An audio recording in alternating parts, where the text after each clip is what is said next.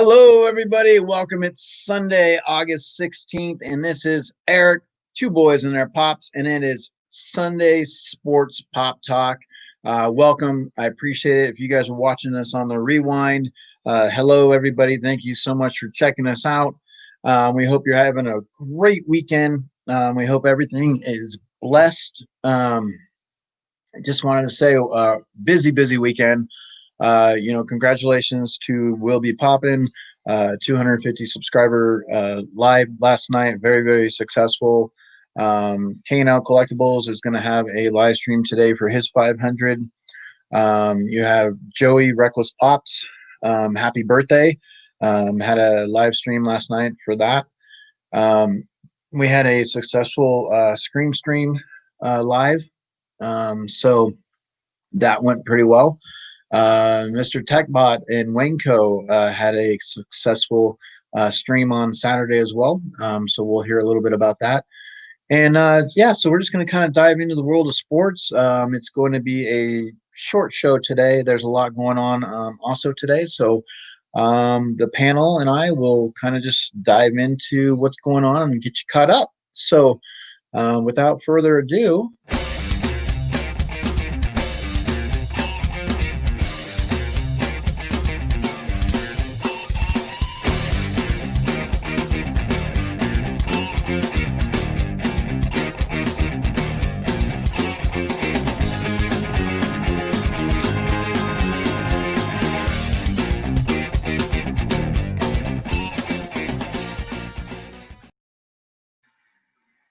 All right, so we have obviously co-hosts. We have our panels, and I want to go ahead and bring them on. So first up, we're going to go ahead and bring in Mr. Yankee himself.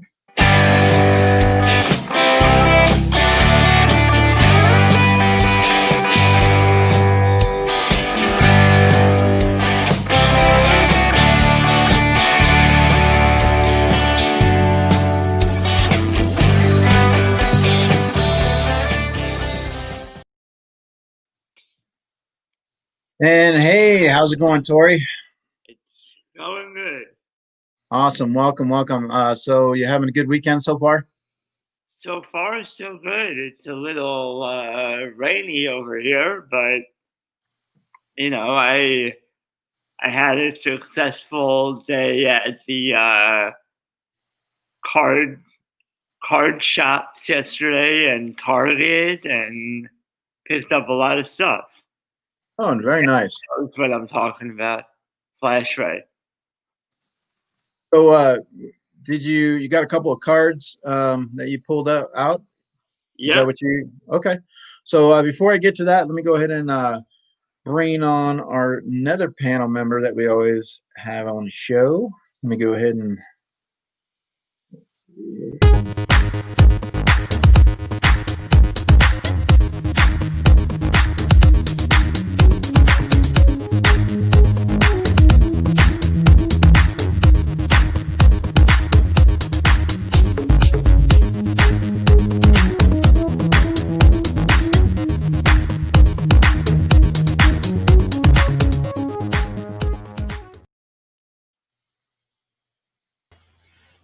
And hey, good morning, Chris. How are you, sir? What's going on, guys? Hey. Great weekend. I know you're probably like myself, a little tired from a lot of live streams going on this week. Yes, very busy weekend for live streams lately. These past 2 weeks has been very busy with live streams. Unfortunately, I wasn't able to make it with you guys last week because we keep the week very busy. And in fact, I'm actually trying to multitask. I'm actually doing schoolwork at the same time as the stream. Okay, well, we actually that's one of the things Tori and I were talking about. Chris from K&L with Dead Skeleton and Bearded Pop, and he has his 500 live today, and I'm gonna actually be on that. And Tori has a couple of things, so it's like today's one of those days. It's just gonna be obviously just a short show. We're gonna kind of just discuss everything that's going on right now in the world of sports, and maybe just kind of a little bit of discussion topic, and just kind of go from there. So. Did you a successful live on Saturday? Well, I mean, we had our normal live we had on Friday night that Waynco and I did, talk about 80s, no, sorry, 90s TV shows, and then yesterday we had very successful. We had a 3-way giveaway that we did with both the Dead Skeleton and Waynco. Very successful giveaway. I think I said in the live. I think my wife's going to kill me because she does most of the shipping, and I've just been giving away way too much stuff that we've gotten a little bit behind. I've told some people, hey, just bear with us. Product is going to get out there. It's just we've had a lot going on between getting ready for school. My daughter's going to be doing school from home, so we've been trying to get a whole wall ready with desks and stuff like that. So it's been very busy in the household over here. So unfortunately, having at the same time, all these giveaways have kind of gone on. Yeah, we actually start school at the end of the month. So obviously myself and the boys will go back into that mode. So that's going to start making things a little hectic as well. I always look at it, same thing with the giveaways. Now when you order something and you're only paying shipping and handling, they always tell you it's like 4 to 6 weeks or 6 to 8 weeks before you get it. It's a giveaway. And so sometimes, yes, it's going to take a little while. I actually myself shipped a couple of things out and I was like, God, I think I'm going to start doing gift cards, like I can put those. you can stick those in a standard stamp thing. And that's the thing people got to realize is, sometimes it's not always just about, because I mean, especially when I do a lot of giveaways, that costs a lot of money in shipping, depending on where I'm shipping to, especially like, our buddy from Japan, Ken Titus, won one of them. And I mean, that gets expensive to ship over to Japan. I'm not asking, this is a giveaway item. So it's not like I'm asking people for shipping and handling. I'm taking care of that part of that. But, we're going to do that. And I think I'm going to slow down some of my giveaways for a while. In fact, Waynco and I have a big announcement that we're going to be making on next Friday's live stream regarding giveaways, and something we are going to be starting new on a monthly basis. But you have to, it's basically just come to the live stream and find out more details about it. I don't think we're ready to divulge all the information just yet. Yeah, it's, I mean, you have to make some adjustments. I mean, that's one of the things I noticed too, because sometimes I do want to be like, oh, I want to give something away too. Like you go in these streams and they're giving stuff away. And I'm like, I want to give something away. But then it's like, next thing you know, one giveaway becomes 3. And, and it's like, okay, so like even on Monday, I got to make a trip to the post office. I have a couple of things that I got to ship out. And, and like I said, it does take its toll. So sometimes you do have to scale back a little bit, but I just wanted to kind of go to the chat and just say good morning. I appreciate people showing up. So we have Jeremy Knapp. We have Matthew and Flash Ray. Definitely appreciate you guys hanging out and being here. Just to let you guys know, chat, we're going to do a short show today. It's not going to be extremely long, but we do have a lot to cover and talk about. So I wanted to just always start the show off with, usually some cards, whether it's football, baseball, something like that. So Tori actually has a couple of cards that he would like to show that he picked up. And he's recently been doing a lot of cards lately. So he's going to give us his top 5 real quick. Actually, I had to pick 8, but I'll go quickly. We got Ronald Acuna from last year, 2019. I picked this up $2. Nice. It's his rookie, but it's a trophy card. So basically top studs for sophomores that are all-stars. They do trophy cards. They put like an all-star rookie in the bottom. So then I pulled the Darryl Strawberry short print from Top Series 2 yesterday, which just means that it's a little weird but it's a short print. They actually have a bunch of them. So that's Darryl Strawberry shortcake. Yeah. Oh, We have Gavin Lux rookie card. All right. From Dodgers. Yeah, Dodgers, and one of the top rookies this year, even though he's not playing because they sent him down. We got Kyle Lewis. His card's been jumping in value because he's gotten off to a good start to the season, rookie card. Then we got the top rookie that everyone's after, Luis Robert. It's a 1985 throwback too. So what's been a standout with him? I mean, he's tearing the cover off the ball or what? Yeah, and he's just a top prospect, so people expect him to be really, really good. Okay. I got this Luis Robert Freshman Flash Topps Chrome. I pulled out this one. It's a Luis Robert base. So it's not like it's the cheaper one of everything. It's probably like $10. And then I pulled this. This was cool. It's Nice. a Joey Cantillo printing plate, 1 of 1. Very, very cool. So this is what they use to print the cards. All right, perfect. So, like I said, anytime you can find some really good deals on cards, it's a great thing, whether it's football, baseball, basketball, hockey, anything of value. You definitely want to put that in a holder, protector, hopefully maybe get it signed and, have it as a memorabilia for you. So we're going to go ahead and just kind of get into what's going on right now. And I'm just going to let you kind of run down the list, and you guys, Mr. Tepot and Tori, you can kind of chime in a little bit after each segment as we get into like the NBA, MLB, NFL. But first, I just want to start off with some MMA action that happened.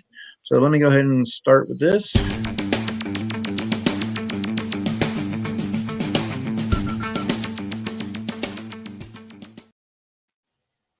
Okay, so in the MMA, we had a fight yesterday that went down, and let me go ahead and get his picture pulled up. So this guy here, Stipe Miocic, was able to beat Daniel Cormier 49-46, 49-46, 48-47, and he is now number 1 in MMA history. So his legacy, he has 6 title wins. He has tied Randy Couture. So that is the MMA action. Like I said, it's always, a lot of fun seeing fights. I don't know. Have you ever, Mr. Tepbot, have you ever been to an MMA fight? Have you ever any interest in MMA, or is it? To be honest with you, no, not. Sorry, let me step aside. Sorry, I told you I'm multitasking here. Absolutely. No, I to be honest, 1,000% honest, I'd never been all that interested. I remember when a long time ago when I lived in Vegas, I had a buddy of mine invite me over. A lot of guys in Vegas are big into that. I went. He invited me over. I think I remember it was the only real thing say something St. Pierre. Oh yeah, St. Pierre. Yeah. He was like the main card on the thing, and to be 1,000% honest, I fell asleep. And in his living room, I actually dozed off. I didn't find it that interesting. I'm more of a highlights guy when it comes to MMA. Just show me the highlights, and even with boxing. I mean, boxing, I think there's a little bit more strategy involved when it comes to boxing, especially if you get 2 really good fighters. But to me, everyone always talks about baseball being very slow. I kind of consider that with MMA and boxing. And I know that sounds weird because especially MMA does, for the most part, move really quick. But I don't have any real involvement. It's not like I have main people I go after. It's kind of like college sports for me. although I root for some of the Florida teams down here in college sports like FSU, I'm not that dedicated. Not like I am with my Boston teams. I'm really dedicated with that stuff, but I'm not that dedicated, so I really have no huge interest in it by any means. So I think that's why it's never been anything to fulfill. I mean when McGregor was around, of course he was a huge draw just because he was such a crap talker, and it made for good entertainment. And but other than that, I found it kind of boring. Yeah, it's the thing is, like, sometimes you'll get those boxing matches. I mean, they go that 12, 13, 15 rounds. I mean, it's interesting from that, because but it is drawn out. And you can obviously catch up with the highlights and see a lot of the main stuff that happened. But there are some people that do love having those parties. I don't really want to do the pay-per-view and spend an X amount of dollars to watch a fight that may last only a minute. So Tori, do you like MMA very much, or would you sit and watch a championship fight? I mean, would it be a draw for you? Yeah, so I like MMA a lot, but like you were saying with the pay-per-views, it's hard to get into because so many of the top fights are on pay-per-view, and I just can't get myself to spend $60 on a card, even though I do think spending $60 on a UFC card is a better value than spending $60 on a boxing match. Yeah. But, I mean, if somebody else paid for it and you're going over to hang out with some friends and food and stuff like that, I mean, sure. But I don't know if I would be the one to pony up for that. I mean, I'd rather spend my money elsewhere. I don't know how you guys are in chat. How you, Bearded Barbarian Collectibles, how are you? Jeremy Knapp, Dana, welcome. Because MMA is, like I said, there is a big following, but at the same time, it's not going to be in my top liking as far as what I'm going to be attracted to. But let's go ahead and jump in to the next round. What's going on here in the world of sports? So NBA just finished up their season, and so they are now going to be starting into the playoffs.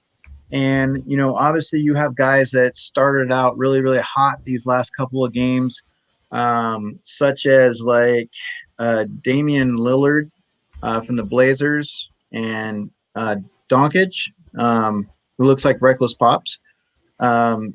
Definitely, have been carrying their teams the last couple of weeks. But we're about to get into the NBA playoffs, obviously to see how everything is impacted.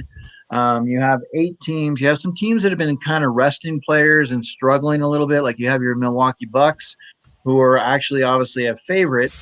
So there's some good matchups. Obviously your Celtics and Sixers is always, good matchups there.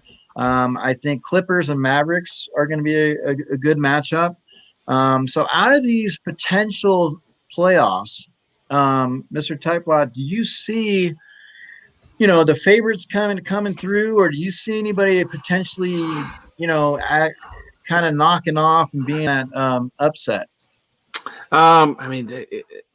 As much as NBA is kind of big out here currently right now, being that all the NBA is being played out here at Disney, I'd like to say I'm staying on top of it a little bit more. But to be honest with you, with so much going on, I am so far out of what's going on. I mean, I get the scores every day for my team, the Celtics, of course. So I'm going to be rooting for them to beat the Sixers.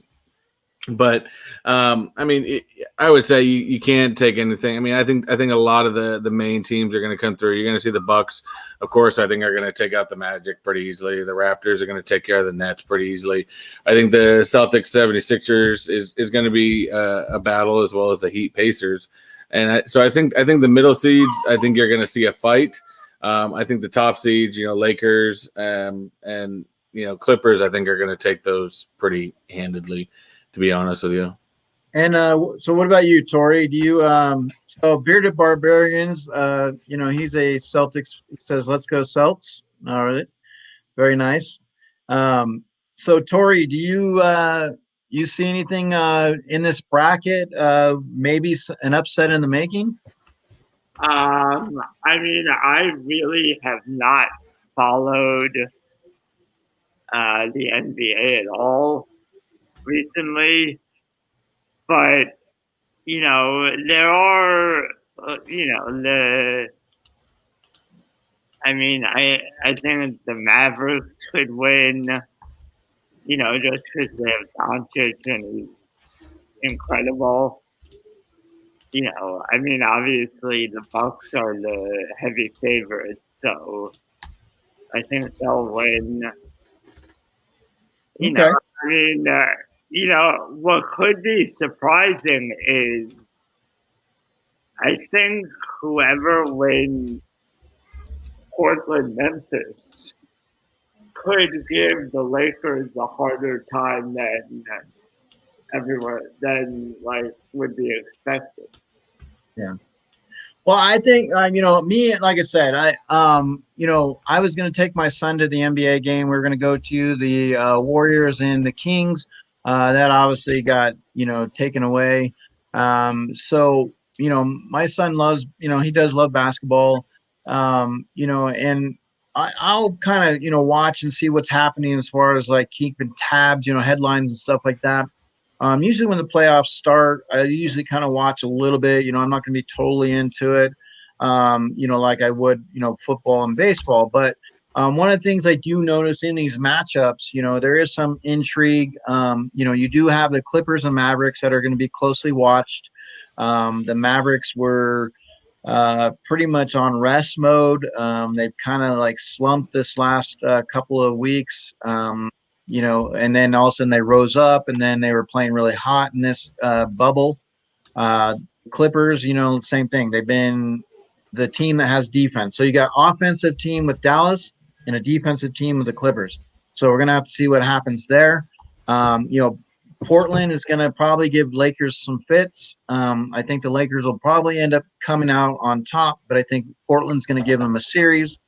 And then you have the Milwaukee Bucks, who should come out on top in that. And then you look over like the team that's playing really, really well is the Raptors. So they are going to be a team in the East, also with the Celtics. So that is, your NBA playoffs is going to start on Monday. So we will go ahead and keep tabs and see how that plays out. So you guys in the chat, if you have your NBA fans, so Papa Willie says the Lakers can't win for the love of God. So we'll see. I mean, the Lakers, there's a lot heavily on them as far as being the winners. So we will see what happens with that. So let me go ahead and pull that off. So the other thing that I wanted to now kind of get into was, with some baseball news. And with baseball, let me go ahead and give me my breaking news, because it is breaking news.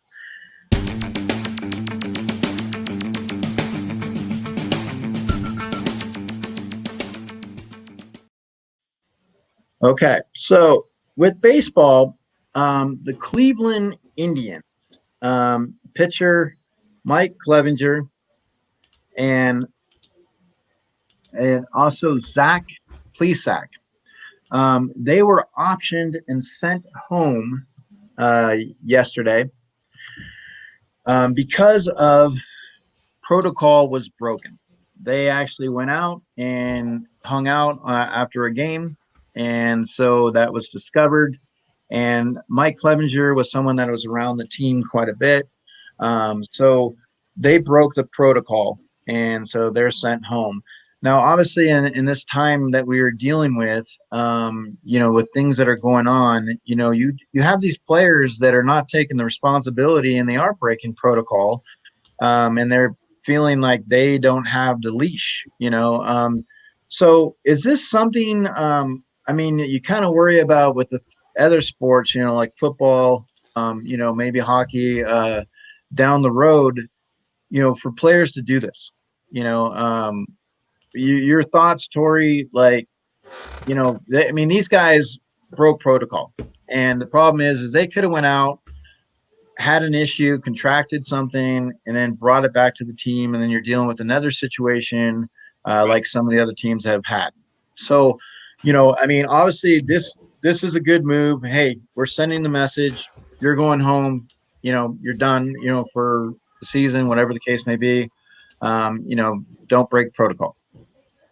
Right. Well, you have to remember that, these guys are, I mean, especially Clevenger and Plesac, they're young kids. They don't really, how smart are they really? They're not. And like everyone else, there are people who just don't understand like the seriousness, I guess, of everything. And I mean, it was even because Zach Plesac went to, I think, Twitter and tweeted something out where he was like, I don't see the big deal. All I did was go out to celebrate with some friends. It's not like I went to a strip club. Yeah, it's just, I mean, there's just so much that can happen with this in regards. So I mean, breaking protocol, shouldn't be taken lightly, and that's the case. But the other thing that's going on right now is the St. Louis Cardinals. Now, if you remember, they spent some time away because they had a lot of players that had the virus. They are now back playing ball, and they are going to be doing 53 games in 44 days. So 53 games in 44 days, and they are going to take a convoy of 41 rental cars from St. Louis to Chicago. So they last played July 29th. So the defending National Central champs definitely have their work cut out for them. But if they, Mr. Techbot, if they make it in this stretch and then they make it to the playoffs, they got to play the next day in the playoffs. So, I mean, obviously nobody's going to cry for them. Nobody, whatever the case may be. But it is quite a bit of a stretch. No, it's also a clear example of how the mismanagement of the MLB has been done. I mean, to do that many games in that amount of time, I mean, all you're asking for is your players to get injured. It's too much. Yes, I know a lot of people, you guys say, hey, baseball, they're not doing a whole lot, but now you're talking your pitchers aren't going to get enough rest. It takes a lot still to play the game, between running, catching, and stuff like that. So, you're probably going to be doing double headers all damn week, and all you're going to ask for right there is your players to get injured, and that's what they're creating with this. And I think it's a horrible, bad idea. I still think it goes back to, I don't think they should have even started the season because they didn't have proper protocols in place to even do this, and it's been a clear indication with the Marlins and with a lot of these other teams that have had these problems. And I think Manfred needs to step aside and resign after this season or in the middle of the season because he has managed this completely poorly. And I think they just need to stop before more players get injured and are not going to be able to play full seasons next year. Yeah, I mean, absolutely. I totally agree. I think, that's something he needs to take step aside with this, because they also had the Cincinnati Reds, a player tested positive, and so now they're canceling the Cincinnati Reds Pittsburgh Pirates game. Now Miami, after they tested positive, they were halted for 9 days. So a lot of these games are getting postponed and pushed away, and the next thing you know, they're going to have to do like the Cardinals and play so many games in so many days. So that is the problem that we're running into. And then once you do get to the playoffs, what kind of roster do you have because of like you said, the injuries, the future tests that might, come up positive. But we do have some early contenders in MLB. that are off to great starts, like the Chicago Cubs. Chicago Cubs are 13-5. They're obviously taking advantage of the defending champs, the Cardinals, with their situation. We have the Dodgers are 15-7. The Yankees are 14-6, and the A's are 15-6.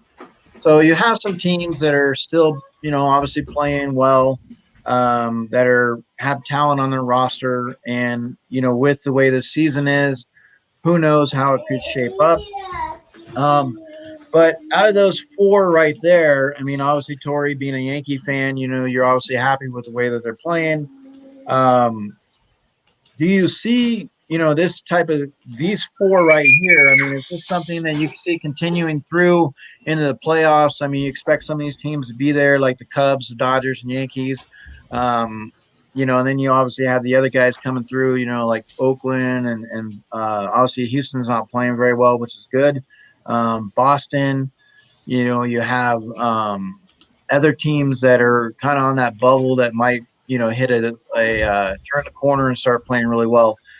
Because obviously whoever gets hot, you always see that whoever gets hot into the playoffs, a lot of times does well, Right. So, even though the Yankees are having a hot start, it could get cold. So, I mean, how do you see the season so far? What's going on? I mean, I think those four teams will, be in the playoffs. I think they expanded the playoffs too. The playoffs are now 16 teams for the season. Yeah. So, I think you're going to see those teams in the playoffs and probably, in the ALCS and NLCS respectively.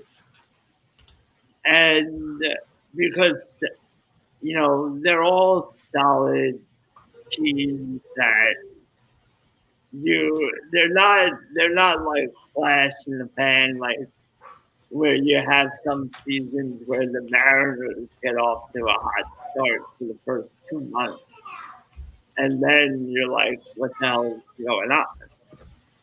But so I think that's you're gonna see this stuff. And then I mean I think they're just gonna end up canceling a lot of games. I don't think they're gonna end up playing 53 games in 44 days. I just don't see that. I think Well, the thing is, and Can't what?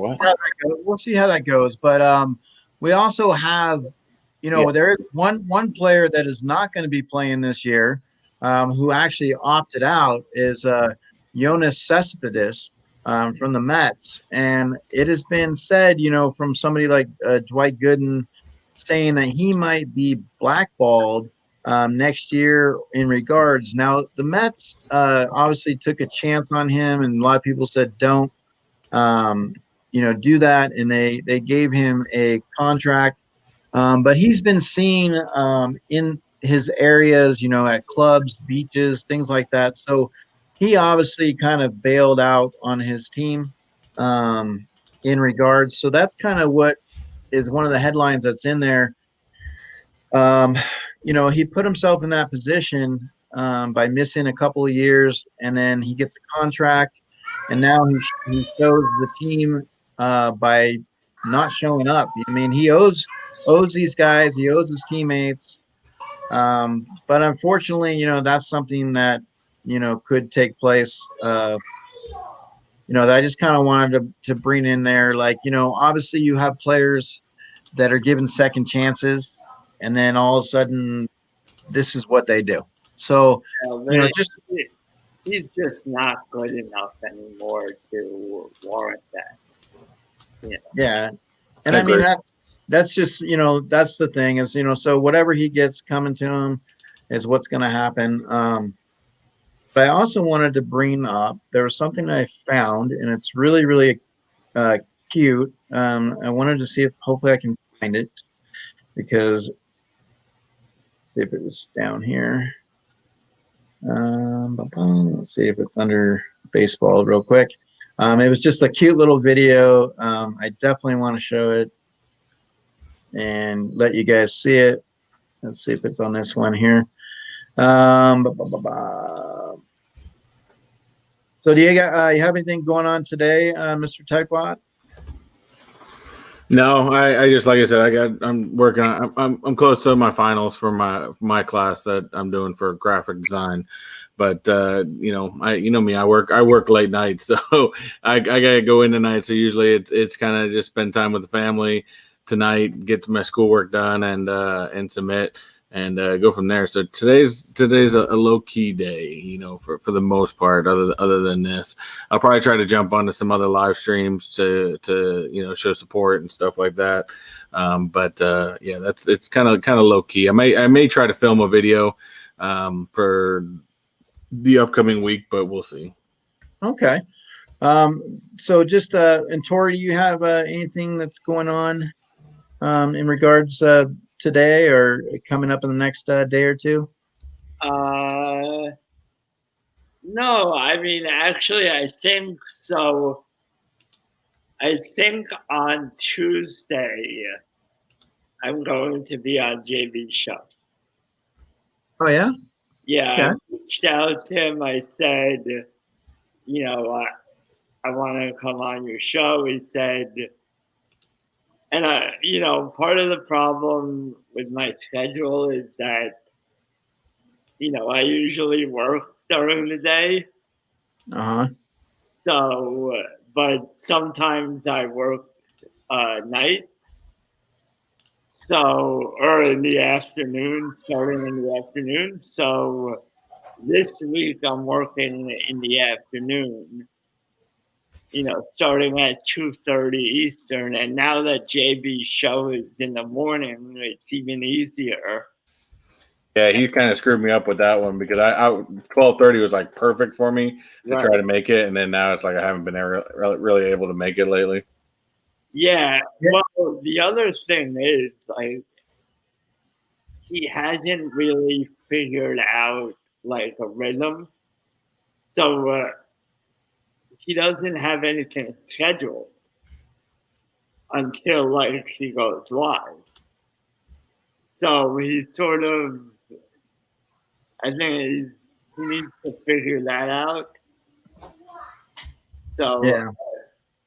but so I think I'm gonna shoot I'm gonna let him know that I can do Tuesday, and I'll be on his show Tuesday morning, and then you know, we'll see. Okay, well, let me, I did find this. It's just it's a really short little clip. It's just really cute. I wanted to show it to you guys. Hold on one second here. Let's see. I'm not gonna do the ad part. Here we go. So as you can, let me back this up real quick. We got, sorry, the way this. All right, so let me get this all ready for you. I want to make sure that screen is big. There we go. So now we have this. So this toddler is about to make a catcher out of his 8-month-old sister. So check this out.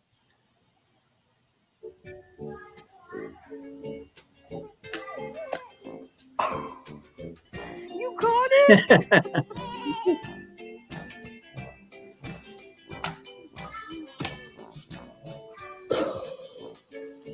I think there's a little photography snafu there. Yeah, so I saw that. I was like, oh, okay, you know, pretty cute there. Hey, K&L. That reminds me of the Sandlot. He's like, just put out your glove and I'll hit it to you. Yeah. Yeah, okay. Like that would actually happen. Yeah, but it was just it was able to bring a smile. So the other thing that I kind of wanted to get into was honestly some NFL a little bit. Now we are a sports pop talk show. I found this at Target, and I mean, I'm not obviously a Niner fan, but I also thought it'd be a good investment. I think it's like an $18 pop, but I was able to get Nick Bosa. So definitely pick that up. Maybe get it signed at one point somewhere down the road. But Yeah, I actually ordered a John Morant pop. oh, nice. So So one of the things that I wanted to touch on with the NFL, just kind of go through here real quick. We have Mr. Alex Smith of the Washington Redskins. He is actually making a comeback. I mean, he's cleared to be able to play.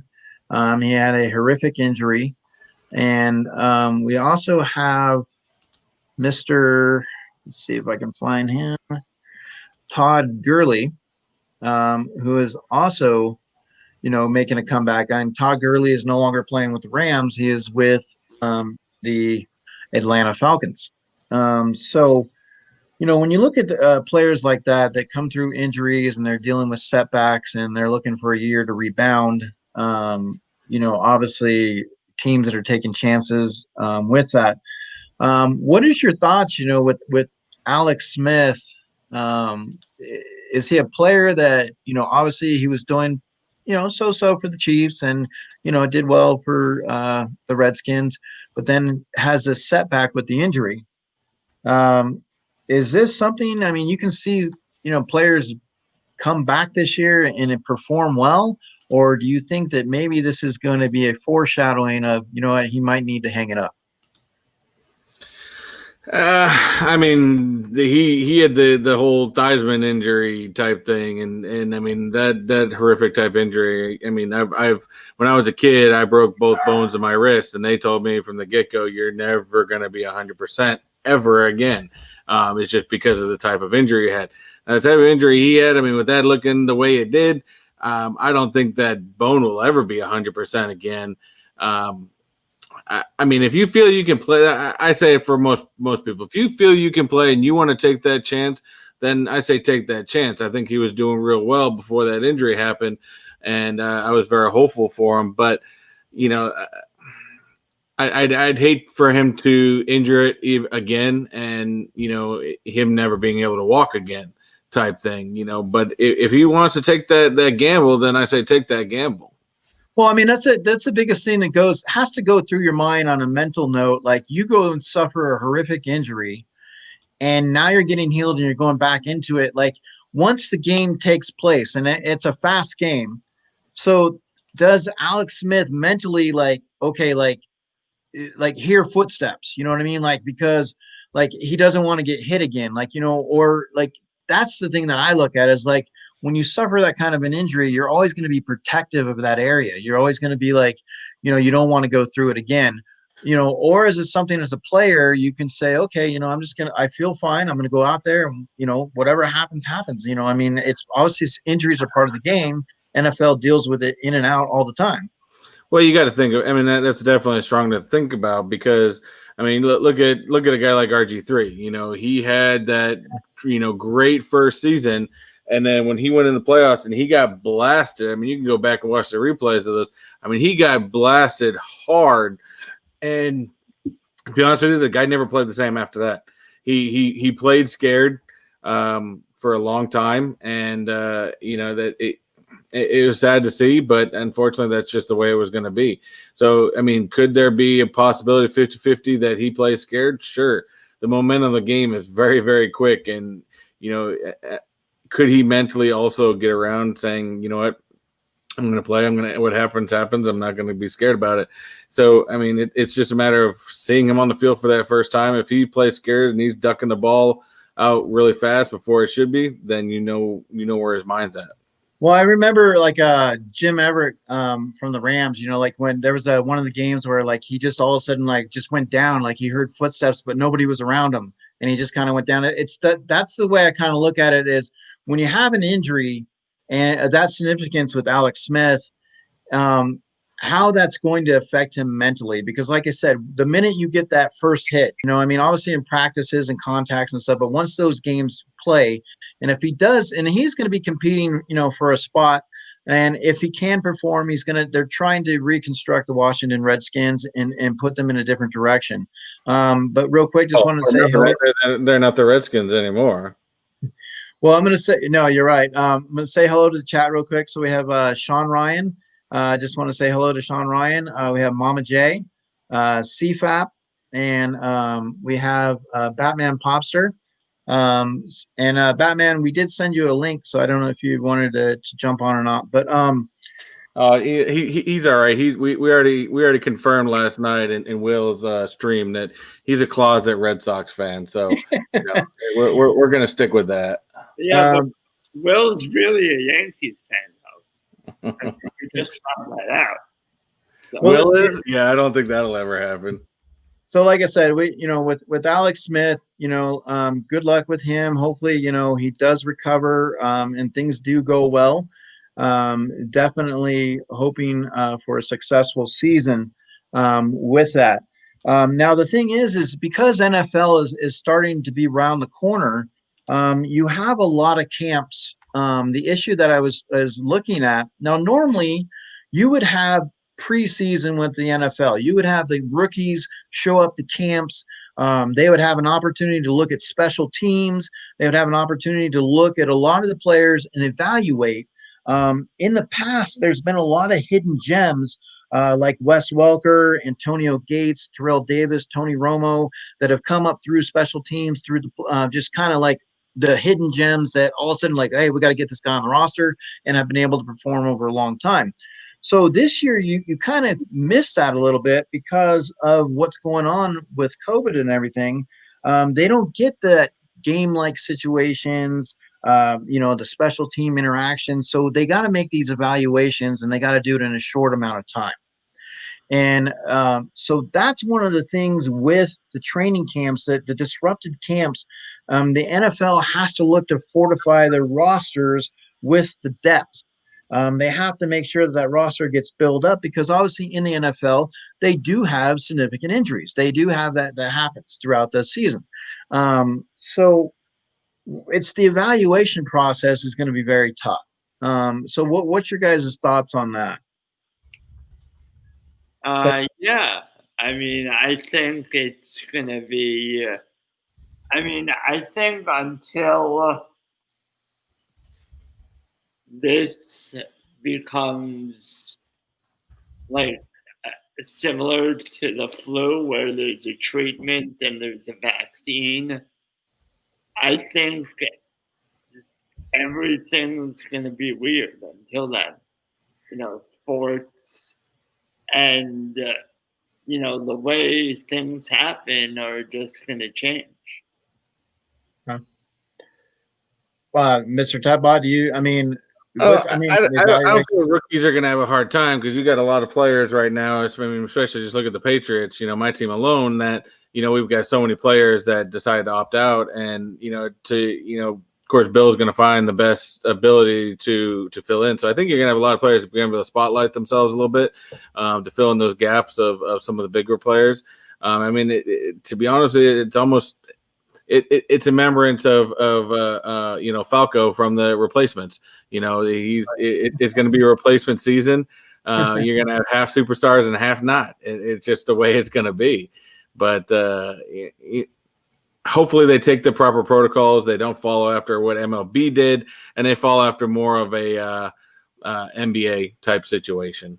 Well, I know they've talked about. I've heard some of the broadcasters or the sports people talk about how maybe what they do is they keep these players closer to the facilities, and make sure it's not so much like a bubble, but definitely keep them closer to the facilities, monitor them closely, and maybe at some point in time integrate the families. But what is your thoughts on maybe taking that away from the players and saying, hey, look, with everything that's going on, we're not necessarily going to put you in a bubble, but we are going to hold you in place? I think that's really the best way to do it. I mean, I think, find somewhere where you could, a complex type situation where everyone can live around the stadium during the season and no one really leaves unless it's like a sanctioned thing. Yeah, I agree. Well, I mean, that's the thing. I mean, should the players be restricted? Should they just have work out the visitations later with family? But then that part, like as a family member, Mr. Tepbon, I mean, as yourself, you like being away from your family for a long period of time does wear you down. You do miss your family. And now does that play into the sports? I mean, you're obviously taking away a different type of routine.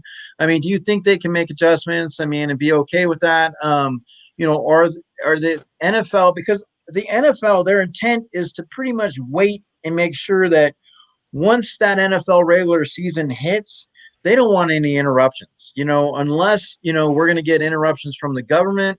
They want to go full steam and make sure that season gets played and go from there. So they're looking at all types of cautions. They're obviously with baseball on center stage. You can dissect from that and say, okay, what do we need to do for our sport? So will the NFL be that sport that says, hey, look, we figured this out. We got a way to keep everything intact. And our intent is, basically to restrict everybody and make sure they understand that. Well, you got to remember though, with a lot of this stuff, just like they put it with the NBA guys, yes, you're out there without your families, but you know what? This is your job. There's a lot of people that do jobs that travel, many times a year and are away from their family. Guess what? You're doing a job at this point that is going to allow you to do that. So if you want to continue to, make the money that you make, as far as a job wise, you're going to have to follow the rules. It's just like everywhere else. Everybody's jobs nowadays have changed, whether they have to go out there and wear a mask, whether they have to change some things around. You got to adapt with what the workplace is asking you to do. Good, bad, or ugly, it is what it is. That they're signing your paycheck at the end of the day. So at this point, if your job tells you, guess what, you got to spend the next 4 to 5 months away from your family in order to play. Well, guess what? That's what you do. All right. Well, I mean, the level of safety has to be number one, and I know the NFL is looking to take that role of saying, look, we are going to be the league that does this. But however, like in baseball yesterday, like you said, with the Cleveland Indians, these guys going out on the town, even in your job, when your employer says you need to be here, I mean, a lot of times people have called in sick, even though they're not sick. So in the NFL, are some of these players, going to be different as well? I mean, going to be like, hey, look, I feel fine. Let's go out and hang out. Let's go have a beer. Let's go to the club. You know what I mean? Like, so they obviously can't be on them 24/7. They have to put the responsibility on the players as well. And hopefully the players do take, the seriousness to that, especially with everything that's involved. So it is going to be interesting to see in the NFL how that shapes up. They have some time to look at everything. So, I mean, that is something to look forward to. But another topic to move on with, the NFL is the New England Patriots. Like you said, a lot of the players have been opting out. So they have a new change this year with their quarterback. So Cam Newton, a lot of people are wondering what kind of Cam Newton are we going to get this year? The question is, has he done anything really bad? He's doing his walkthroughs. He's doing this stuff with camp. He's getting to learn, with Belichick, that relationship that's developing. Obviously there's going to be some competition. They brought in 11-year veteran Brian Hoyer. You have Jarrett Stidham.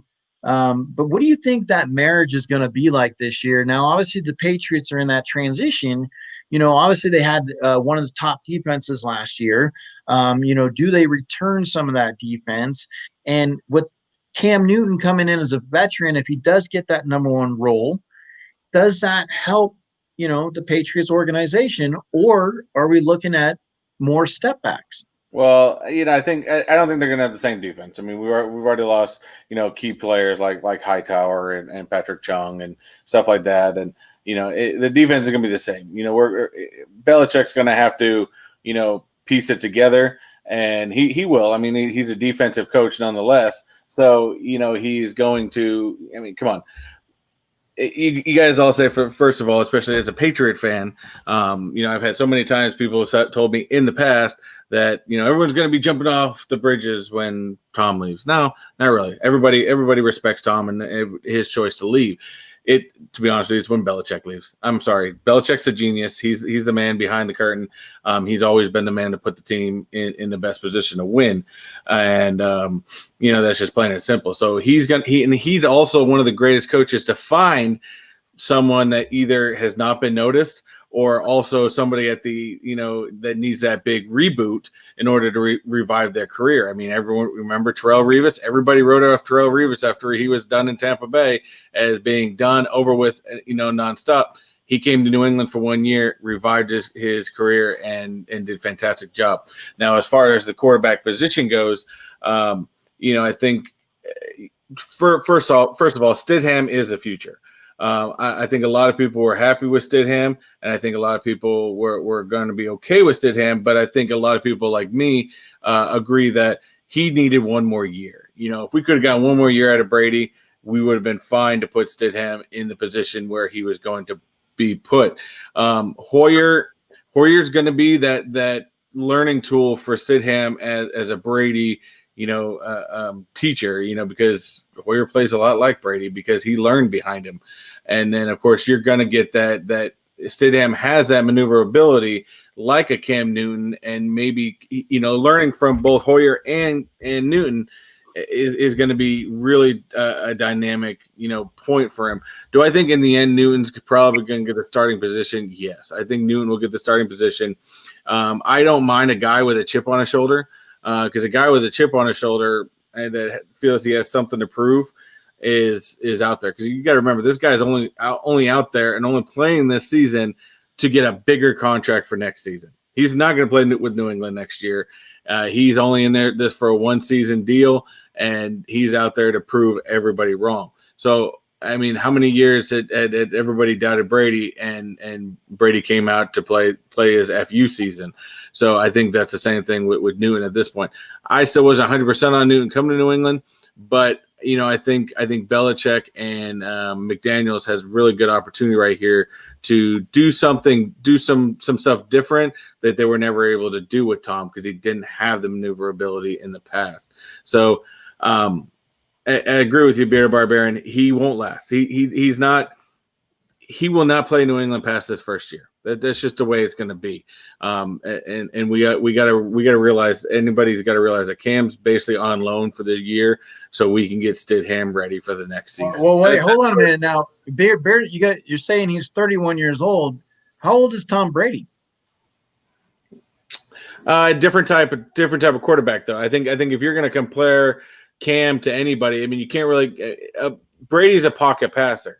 So, he's played most of his career in the pocket, having very well protection behind him and, being able to play. Whereas Cam Newton over the past couple of years has relied more on his arm than his feet.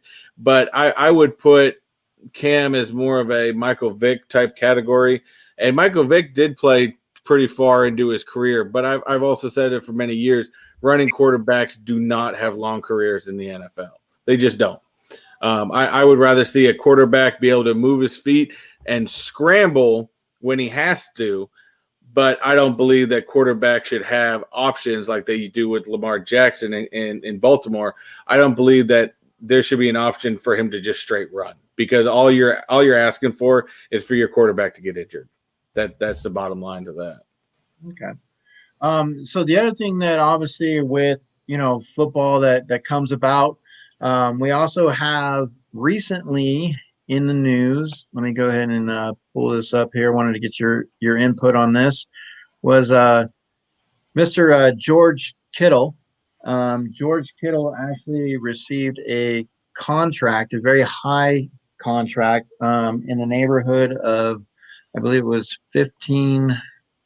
Let me pull that up real quick. I wanted to get the exact numbers, but I believe it was like 15 mil.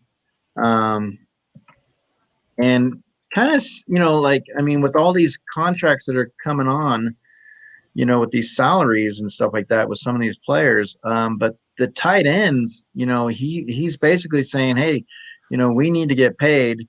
And so, I mean, you have Travis Kelsey, Zach Ertz. So, tight ends are sometimes forgot about and they're not necessarily advertised enough, but he has brought that out,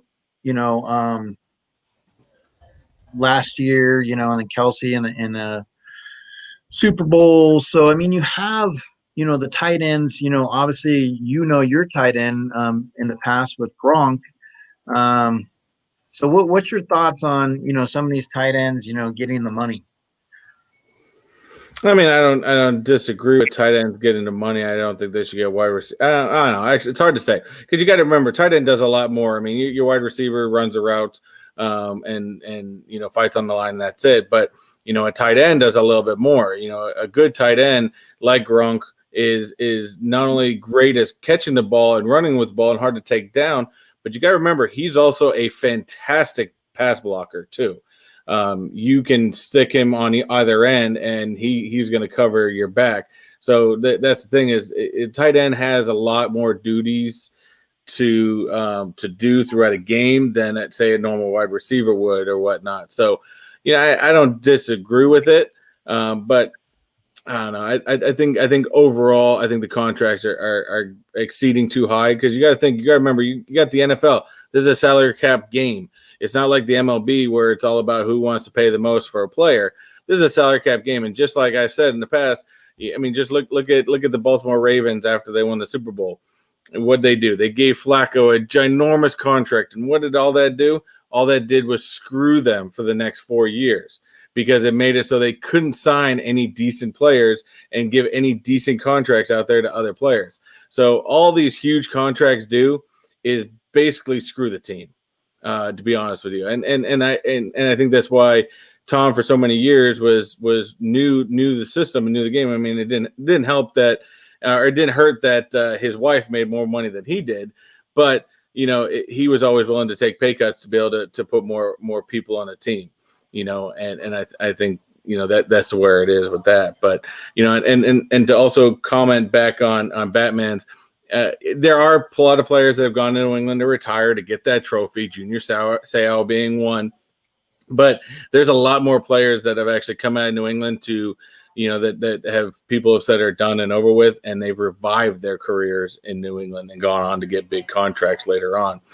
There's a lot of defensive guys, a lot of offensive guys that have also done that.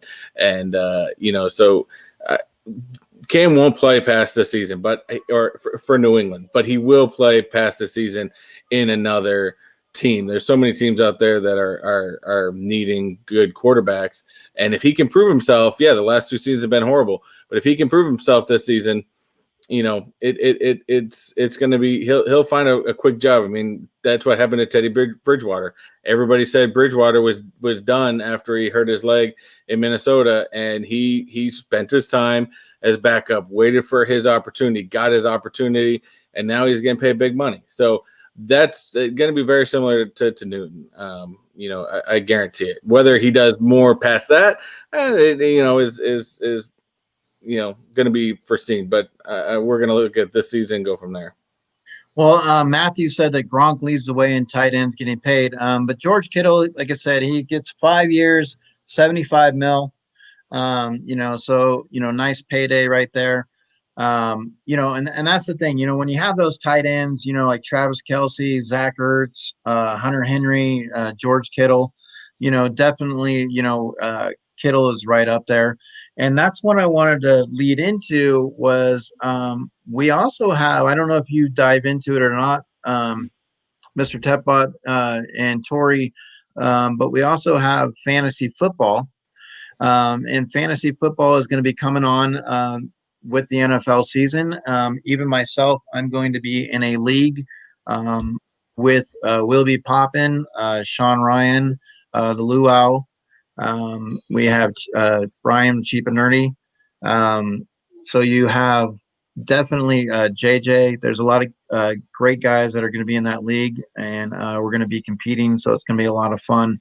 I definitely do fantasy football, and I've won many a fantasy football league. So, I don't want to jump on in there and embarrass all you guys. So, well, I might have to pull your ear a little bit in my direction and say, hey, can you give me some advice? But definitely, since I know Will is going to be coming in, talking loud and saying nothing. But at the same time, you do have some guys in there that, with the knowledge. And I know Sean Ryan is one of them that's going to be very confident. So I'm looking forward to it. Now you look at the fantasy football and you look at, what's going on. And so I look at, like, correct me if I'm wrong, but I'm kind of looking at, and Tori, you can chime in when you feel as well. But when you look at the quarterbacks, so you got like Patrick Mahomes, Kyler Murray, Lamar Jackson, Russell Wilson, Dak Prescott, or quarterbacks that you look at as possible points. Now you mentioned, with running quarterbacks, is that something like a Lamar Jackson that becomes strong to have on a fantasy football team? Or would you prefer to go with somebody like a Russell Wilson who throws mostly but will run, or like, Aaron Rodgers, something along those lines? Your thoughts on to me, it's about consistency. I mean, in fantasy football league, you want points. You want people to put up consistent points. A guy like Lamar Jackson, although he can put up some big numbers in a single game, depending on who he's playing, depending on if it's a harder team, he's not going to be as consistent because people are going to, if it's a good defense, they're going to watch him a lot more and be able to put up different numbers there.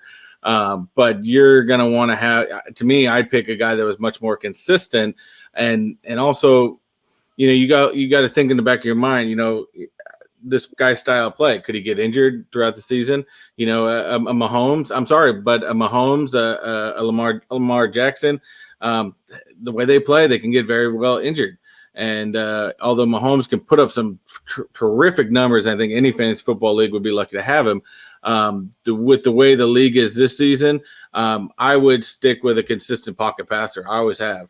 In the past, I've always gone with guys like, of course, Brady, Russell Wilson, Aaron Rodgers, even Matthew Stafford, although I can kind of keep Stafford as a backup. But, definitely play it. I consist with consistent pocket passers because they will consistently week after week for 16 weeks put up more consistent numbers for you. Okay. And so what about like into the running back side?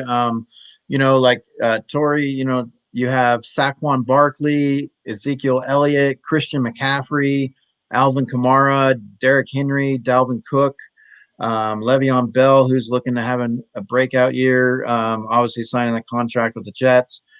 Chris Carson, who played really well for Seattle and then got injured. Joe Mixon, so there's a good plethora of running backs. What do you look for in a running back for fantasy football? I mean, I want a guy who can run the ball at will, but can also be a receiver, who can get that 100 yards receiving per game when the running game is shut down. So that's really what I look for in running backs for fantasy and for real life also. I want that versatile running back who can do it all. And so would you say, so someone obviously like Christian McCaffrey is obviously a very strong candidate. He's a beast. Would you take someone like Christian McCaffrey over someone like Saquon Barkley or Ezekiel Elliott? No, I think Saquon's the real thing. I think Saquon. So, Mr. Techbot, you're saying you're gonna pass on Saquon? Yes, I would pass on Saquon. I mean, Saquon's good. I mean, he's got some good numbers, stuff like that. But unfortunately, the way the coaching staff is has adapted in there. I'm sorry, I know that coaching staff because they've been in New England. They're a pass first team, whether you have Saquon Barkley or not. So there's your big thing. Where your best running back for this season is going to be, and because although I think McCaffrey is a great choice because he can kind of do it all. Henry's going to be your man.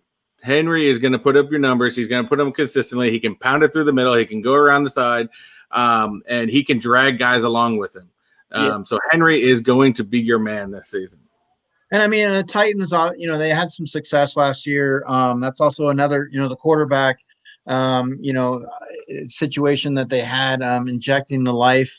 Obviously coming from Miami Dolphins. So a lot of people think that he's still going to be a good pick to have in the fantasy. So you don't think it's overrated, huh? Overrated. I've always said Tannehill was overrated. I said Tannehill was overrated in college. I said Tannehill was overrated in Miami. And yes, he got lucky. Every person has its day. Or I don't even know the saying anymore. But he had one good season. Look at Blake Bortles. Had one great season. What happened? Now he's in the gutter. So Tannehill I wouldn't even put Tannehill on the bench. Okay. All right. Well, let's move over to wide receivers real quick. So definitely a lot of great wide receivers. When you're looking at the number one wide receiver, would you go in the direction of New Orleans with Michael Thomas as a possibility? Mr. Techbot, Michael Thomas, or you got Devontae Adams, or would you go with Kansas City and Tyreek Hill? Don't go Tyreek Hill. Guy's a head case. You never know what's going to come from him throughout the season and whether he's actually going to play or not. So to me, the guy's a head case. But wide receivers are hard because wide receivers are prima donnas. So it's to me your big numbers always consist from quarterbacks and running backs are your big items, but wide receivers, you can kind of take those and grab some from the beginning and kind of play around because a lot of times you're going to find some wide receivers, that didn't get drafted that are going to start putting up some big numbers. I'd say if I were to pick someone first wide receiver right now, to be honest with you, no one comes to mind at the moment. Well, I mean, you got Julio Jones, Devontae Adams. Obviously Michael Thomas has been good. Adam Thielen. I also like just saying the name Juju Smith-Schuster, Odell Beckham. Beckham's great. He's a wonderful. He's actually been practicing with Cam Newton a lot lately. His problem is the quarterback. I'm sorry, but what's his face is Super Mayfield. Yeah, Mayfield. He's a one-trick pony, and everyone already figured it out. So he's not going to do much. He's not going to be able to put the ball in his hands. I mean, he already went out there with two of the greatest receivers in Odell Beckham and Landry, and he's still going to get the job done. So just because you have great receivers doesn't mean anything. Thomas is good. I mean, you got that's New Orleans, so that'd be Breeze. It's be tossing. I mean, Breeze still tosses the ball hard. And he tosses it far. So, I mean, you can always get consistent numbers from a guy like that because Breeze is going to throw, 30 to 40 times a game. Someone like Mike Evans with Brady? It depends on how they play that offense. Mike Evans is probably that entire team is probably your most consistent receiver. Probably that one that Brady's going to toss it up to and, kind of just let him catch it. They're also, I think they're going to get confused because, adding Grunk into the mix, I think, of course, we all know Grunk's a great player, but does that offensive coordinator know how to use him correctly? That's your key. Is Brady going to build, the chemistry too? I mean, for many years in New England, he had his go-to guys, like Wes Welker, Gronk, he would find guys that he could go to as third string guys that would become number one to him. Now you get a guy like Mike Evans, who is a very strong receiver, but you would have a quarterback that would throw interceptions and couldn't always get the ball to him. Now you have somebody that can. So, it's going to be interesting to see the chemistry that they can develop, with somebody that has the repertoire like Brady coming into this organization, because there's a lot of high hopes for the Tampa Bay Buccaneers. But I think the biggest thing with bringing two guys like Brady and Gronk is they're going to try to emulate too much of what the Patriots did with them, and they're not going to create their own identity.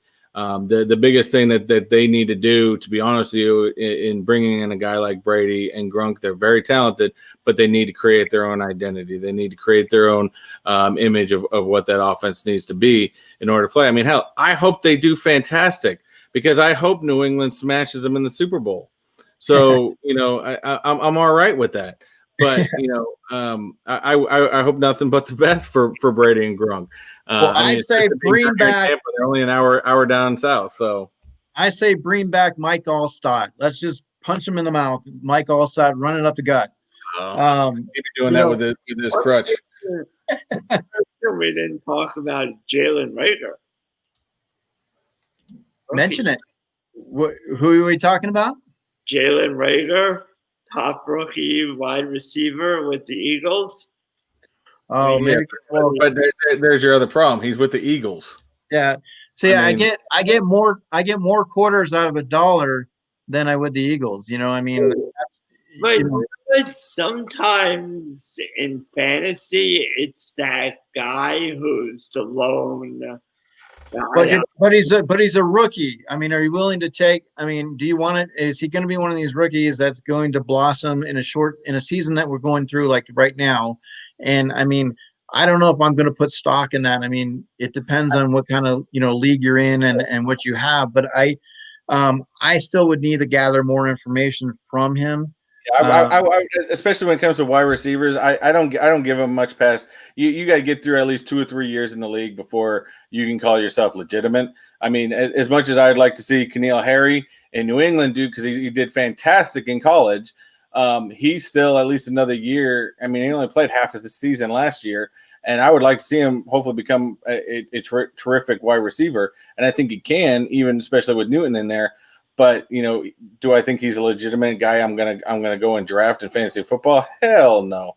I may take a chance and stick him on the bench and watch him for a couple weeks to see what he does, but no. So here's another. Matthew brought up Anquan Bolden. And that's the other thing too. When you look at this year with the way things are going, like someone like Larry Fitzgerald, who is towards that tail end of the career, it's hard, hopefully, that the season does go through, because you do have some of these players that all of a sudden are facing the end of their career, and it's like you want to make sure that it would suck to go out on this type of a season. So and I do want to respond to a comment. Yes, Batman Poser.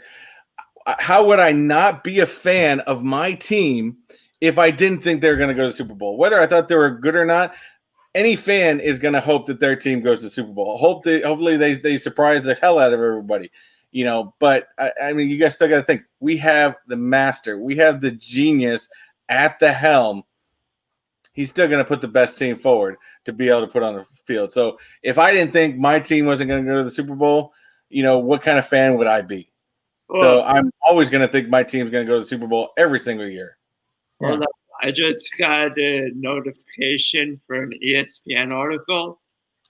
Jimmy Butler is charging $20 a cup of coffee from his NBA bubble coffee shop. $20. I didn't know you had a coffee shop at Yeah. So let's real quick just go over for fantasy football. What about tight ends? Now, obviously, George Kittle getting the big contract. Does that when you have players that get contracts, does that equate to the results now on the field?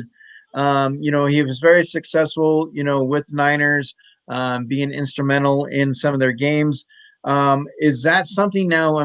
Would you look at Kittle as a pick in that top 5, or somebody you're going to go after, or are you going to go after someone like Hunter Henry, Zach Ertz, Travis Kelce, or even somebody like from the Rams, Tyler Higbee? Go ahead, Tori. I mean, I don't really follow football enough to know. So let me ask you this then, Tori. Let me ask you this. In sports in general, when players get big contracts, okay, and they head into that season, do you usually see the results on the field where you say, oh my God, like, we're glad that we signed him because we're getting the results? Or are you going to see something where all of a sudden, maybe after 2 games, now he's hurt and your 75 mil that you just invested has shrunk? Okay. Yeah, I mean, I think, it completely depends on the player. Some players will take that, some players play for that big contract. The difference in football is that in football, the contract isn't fully guaranteed. So they sort of have to continue to play, because otherwise, if someone signs a $30 million contract over 3 years, they may only be guaranteed 10. Right. So, is players usually are, even though, $10 million is still more than, 99.9% of the people ever make in their life. But, it's still that ego thing about like, well, I signed a $30 million contract. I want to make that 30 million. Right. So they sort of. To me, look at history. His history is going to answer all that. I mean, whether it's baseball, whether it's football, whether it's basketball, whether it's hockey, it doesn't matter. To me, big contracts doesn't equal great play. Because again, they don't care. They're getting their guaranteed money, so it doesn't matter. I mean, look at Kirk Cousins. Kirk Cousins got that $80 million guaranteed contract, and he ain't done squat. Well, hold on. You don't think Kirk Cousins had a good year last year? No. Did they make playoffs? They did make the playoffs. Did they? Well, how far did they go in the playoffs? Well, they lost to the Niners. He obviously didn't look very well in the Niners, but I think overall, I mean, his season he was pretty solid. It wasn't that bad. But you got to think. Did he even live up? Because the guy he replaced, Case Keenum, although I don't think Case Keenum's a great quarterback to begin with, he had a great season. He took him to the AFC Championship game. Has Kirk Cousins even lived up to that point that they were hoping Kirk Cousins was going to get them to that next step and get them to that Super Bowl? No, he hasn't lived up to that paycheck. That's going back to what you were saying before with the contracts in the NFL getting out of hand. Yeah. Because it is, like you said, it is a salary cap league. Mm-hmm. And why are these mediocre quarterbacks after one really good season or one good season getting $30 million a year? And they shouldn't. Like I said, Kittle is only hurting his own team because, yes, they had a great young team, but now they may need that veteran help to get them to the next step. And guess what? Now they can't do it because he's getting way too much money. Look at Joe Flacco. Yeah, Flacco was the great example of what you don't do after you win a Super Bowl. You gave a quarterback who, maybe had that one good season. His numbers before that wasn't that great, but you gave him this huge contract, and now they can't even sign anybody big as far as number-wise goes. So they basically spend the next 4 years in the crapper. Yeah, that would have been like the Ravens giving Trent Dilfer a huge contract back in the day. And nonetheless, that's saying Trent Dilfer, even though he won a Super Bowl, was a great quarterback. No, he won because of the defense. I know. Okay. Exactly. So real quick on Kirk Cousins. Now you tell me if it was, how the season was, but he had 3,603 yards, 26 touchdowns, and 6 interceptions. So, not a bad season. Oh, for that. Dan Marino also put up a lot of numbers, but did he ever win a Super Bowl? Yeah. To me, you can put up numbers all day, especially in this stat-based league. But the problem is, and that's one thing that's probably killed Brady throughout most of his career, is he doesn't care about stats. Stats doesn't matter. Can you win and can you win that big game? That's the difference. No, I know. I think Drew Bledsoe and Steve Grogan would absolutely agree. I mean, 100%. You know, I mean, those, you know, you look at like, I mean, you put up numbers, you know, over the years, you have quarterbacks, but I mean, you also have systems. Like, you know, look at the Niners. They had Steve Bono come in and do well, you know, for the Niners, you know, and George Seifert. So I mean, you know, sometimes you know you have systems that I mean that's what you're looking at also with the Patriots. They built up over the years. You have a system, you know. So is Cam Newton going to come in and be able to benefit from that system with Belichick? You know, I mean, obviously he has put up a lot of you know great years. You know, they say he's a genius, but you also look at the other side of the coin. You know, what about with the Niner dynasty? You look at the Steelers, the Cowboys. You know, those some of those coaches. Don't get me wrong. I mean, a system, you know, it is a system league, you know, but that also takes your higher end, your coaches and your head coach to be able to find that quarterback or find those players that are going to adapt into that system properly. You want everybody to fall into what you believe in and the way you can play. They've been able to take a great quarterback like Tom Brady and find all of his strengths and use them game after game after game. Don't get me wrong, Matthew. Tom Brady is an amazing quarterback. I've said that for years and years and years. But in the end, Belichick is the one that you know puts the players in place to play. Defense still, I will still say, in the end, for many years, defense still wins championships. That's no different from baseball to football. And yeah, I'll still say that for many years. And on top of it, you know, it's still a team game. So even though Tom may have been great, maybe that's where Cousins falls on. Maybe he puts up some numbers, but his defense lets him down and gives up, you know, 30 points a game. So do you think when he was sitting in the NFL draft room and sliding down, do you think I mean if he ends up with the Niners, you know, the Packers, the Cowboys, you know, Steelers, does he produce you know, for those organizations, you know, or is a lot of his success contributed, you know, to Belichick? I mean, you know, obviously Brady's a great quarterback, but you know, like I mean, that's the thing. You know, do you see Brady becoming Brady had he been drafted, you know, like with his hometown, the Niners? Yes. He still, you can't take away from the skills he had. But at the time, do I feel that the Niners had the people in place to be able to use all of his strengths that he had? No. I think Brady would have shined in his own right, but I don't think he would have shined as well as he did. It's a team sport, and it takes everybody from the coaches to the players to make the game work. And you got to be able to have the coaches that can see the strengths of a player to create the plays in order to make him and allow him to do what he does great.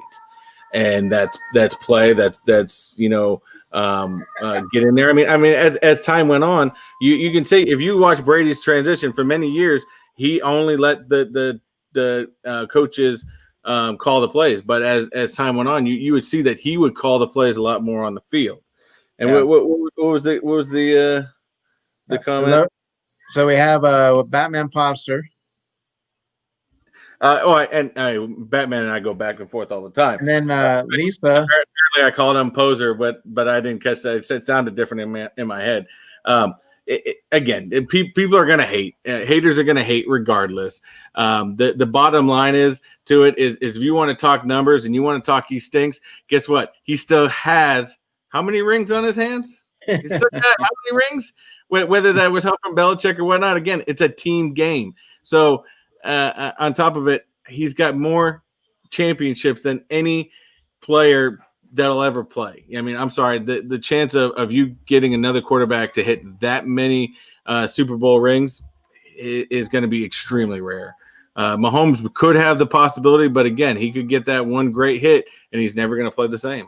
Yeah, I mean, obviously, young career, he's already putting that one up. So, I mean, it depends. They got to keep that organization together. Obviously, them making some contract negotiations with some of their key core players, and then health, is big as well. So for Batman, I just wanted to let you know, I wasn't sure if Batman was going to be able to come on today or not. I just wanted to bring an intro for him. He is our Have No Fear.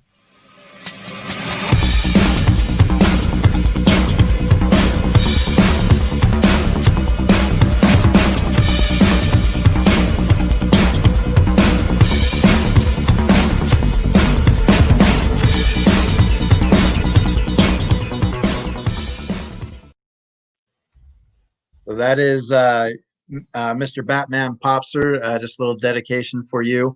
So one of the things is just kind of, hey Mitch, how are you? How's it going? As we're coming into we're just talking a little fantasy football, Mitch. We were diving into the world of sports. Just as a recap, we talked a little bit about the MMA.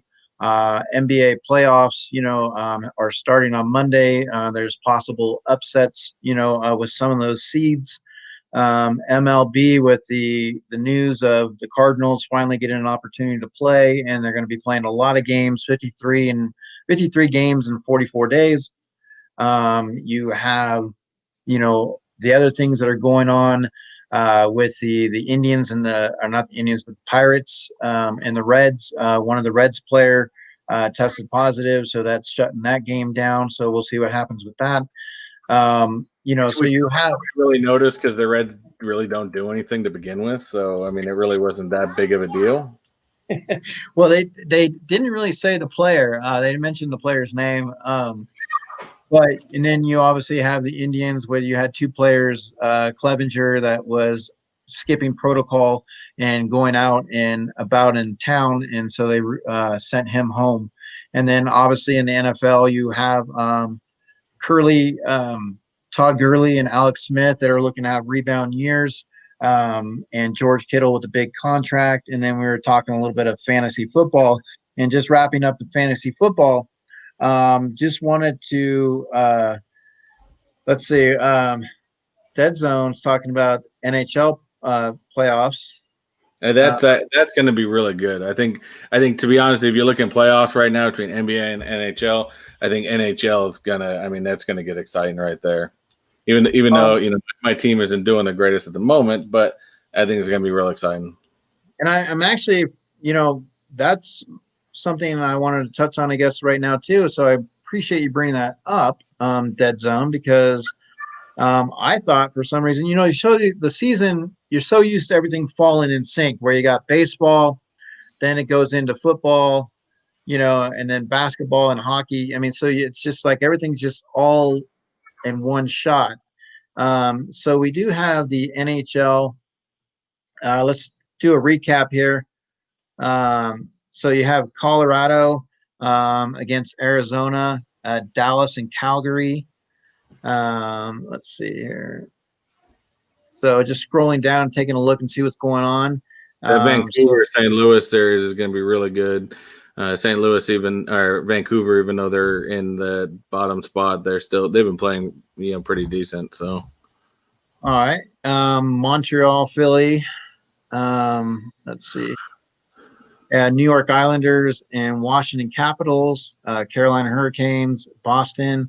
So I mean, definitely with the Eastern, looking into that Eastern and Western. So how do you see some of that, coming about, like with the hockey? Mr. Tetbot, I have not myself been as up to speed on the hockey. So what do you see into this playoff season? I mean, you're excited for it.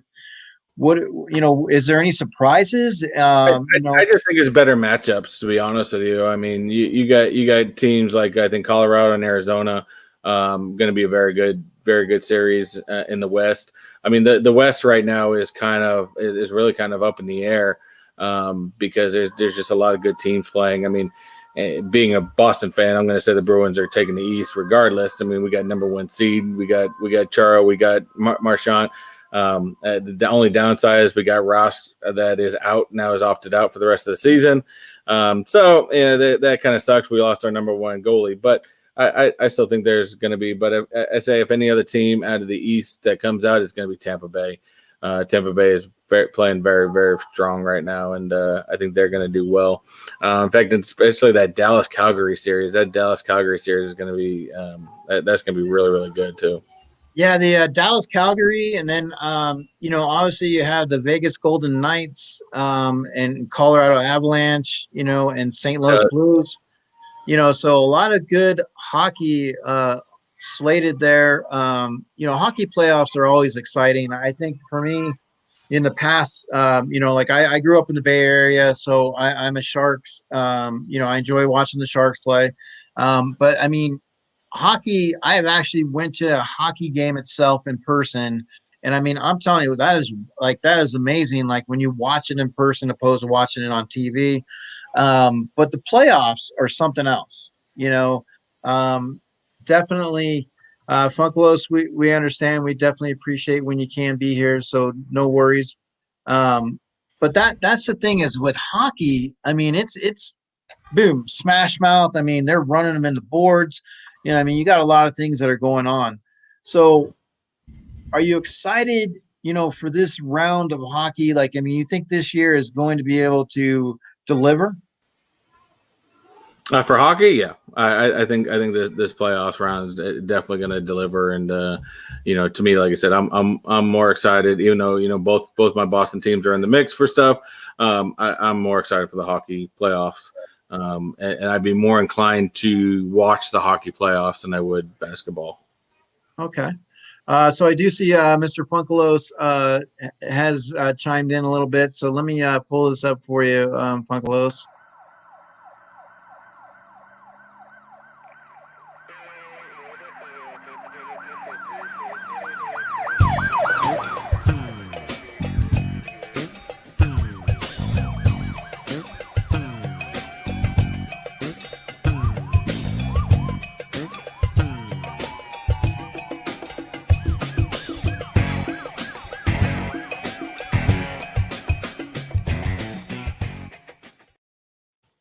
That is also one of our panel members, Funkelos, the Dodger Blue.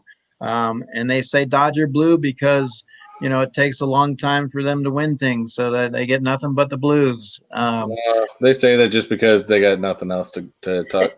They want to stay in the mix and have something to talk about, so that's what they talk about. So Dead Zone, he's a big Coyote fan, the Phoenix. So he's Arizona area. I don't know, Matthew, if you're also with that as well. So, I mean, hockey season is obviously going to, end, but then it'll be basically back. Hello, Rod and the Rican. How are you, bud? Now he's from Philadelphia. He's a huge Philadelphia fan. He's big into sports as well. So, NFL, hockey, baseball, basketball, we're right there in the mix. Now, obviously with COVID, it has an asterisk, there's a different way we're looking at it. There's a different way the players are playing. It's tough, but as fans, over the years, avid sports fans, it's still good to be able to kind of like take things off your mind and watch, whether it's highlights or watching on TV. I know some people have said, I can't watch baseball because it's not true to its form. There's things of that nature. And that's kind of what you look at this is what we're getting. So Tori, when you look at baseball and when you finally get to that playoffs and now you're having 16 teams, you're having like you're not an unusual season. Do you still feel, let's say you as a Yankee fan, now obviously the Yankees are doing very well this year right now. They're one of the ones in the running. Let's say you get to that playoffs and you as the number 1 seed are now taking on the number 15 seed or number 16 seed based how everything is. And number 16 seed knocks you off. Now, as a Yankee fan, you're kind of feeling like, God, that those shouldn't even be that. It should be the 8. You know what I mean? It should be, the division and wild card. I mean, you're looking at a lot of scenarios, opening it up for somebody to kind of maybe they get hot at the end. That number 14 seed, that number 12. So what do you think about that? Like, I mean, do you feel, with this season, I mean, are you still excited? I mean, if the Yankees win the World Series, are you still okay with it? So I think for this season, you have to look at it as everyone's on equal playing field. This season is what this season is.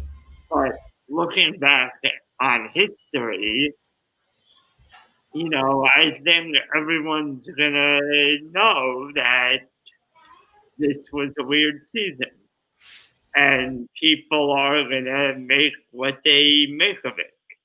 It's sort of like people discredit players who played before African Americans were integrated into baseball. I don't necessarily, because I feel like everyone was on an even playing field. So those guys better. So I think for this season, you can't really discredit a team for winning in this season.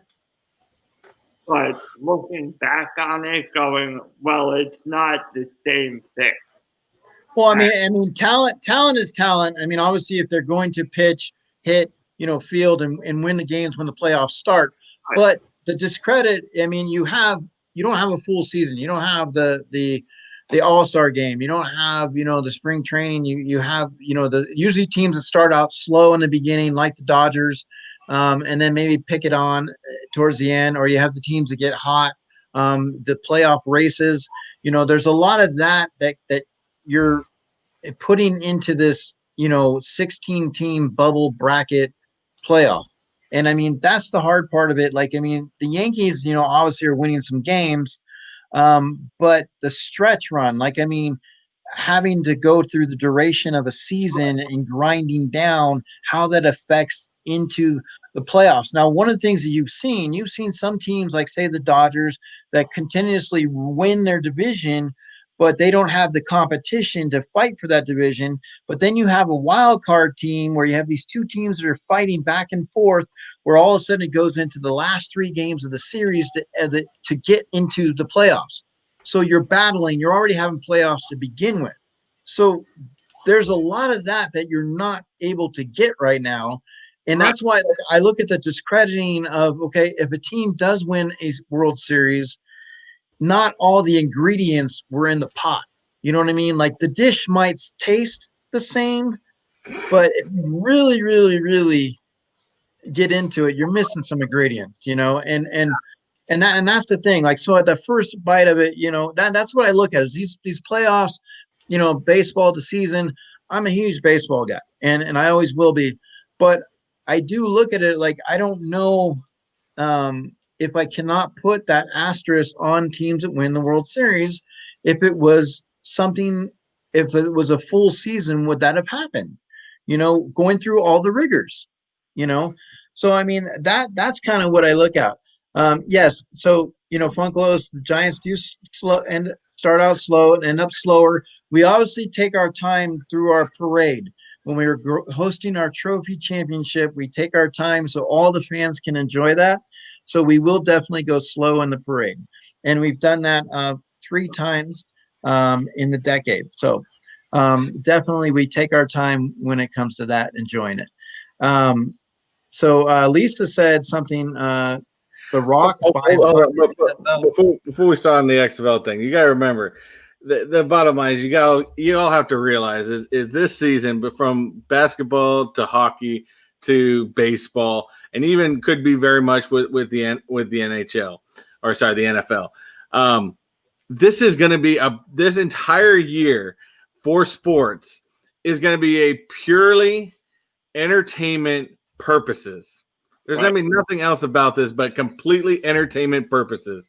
Yeah. And there's going to be asterisks behind every championship that's come around, because this is going to be no different than anything else.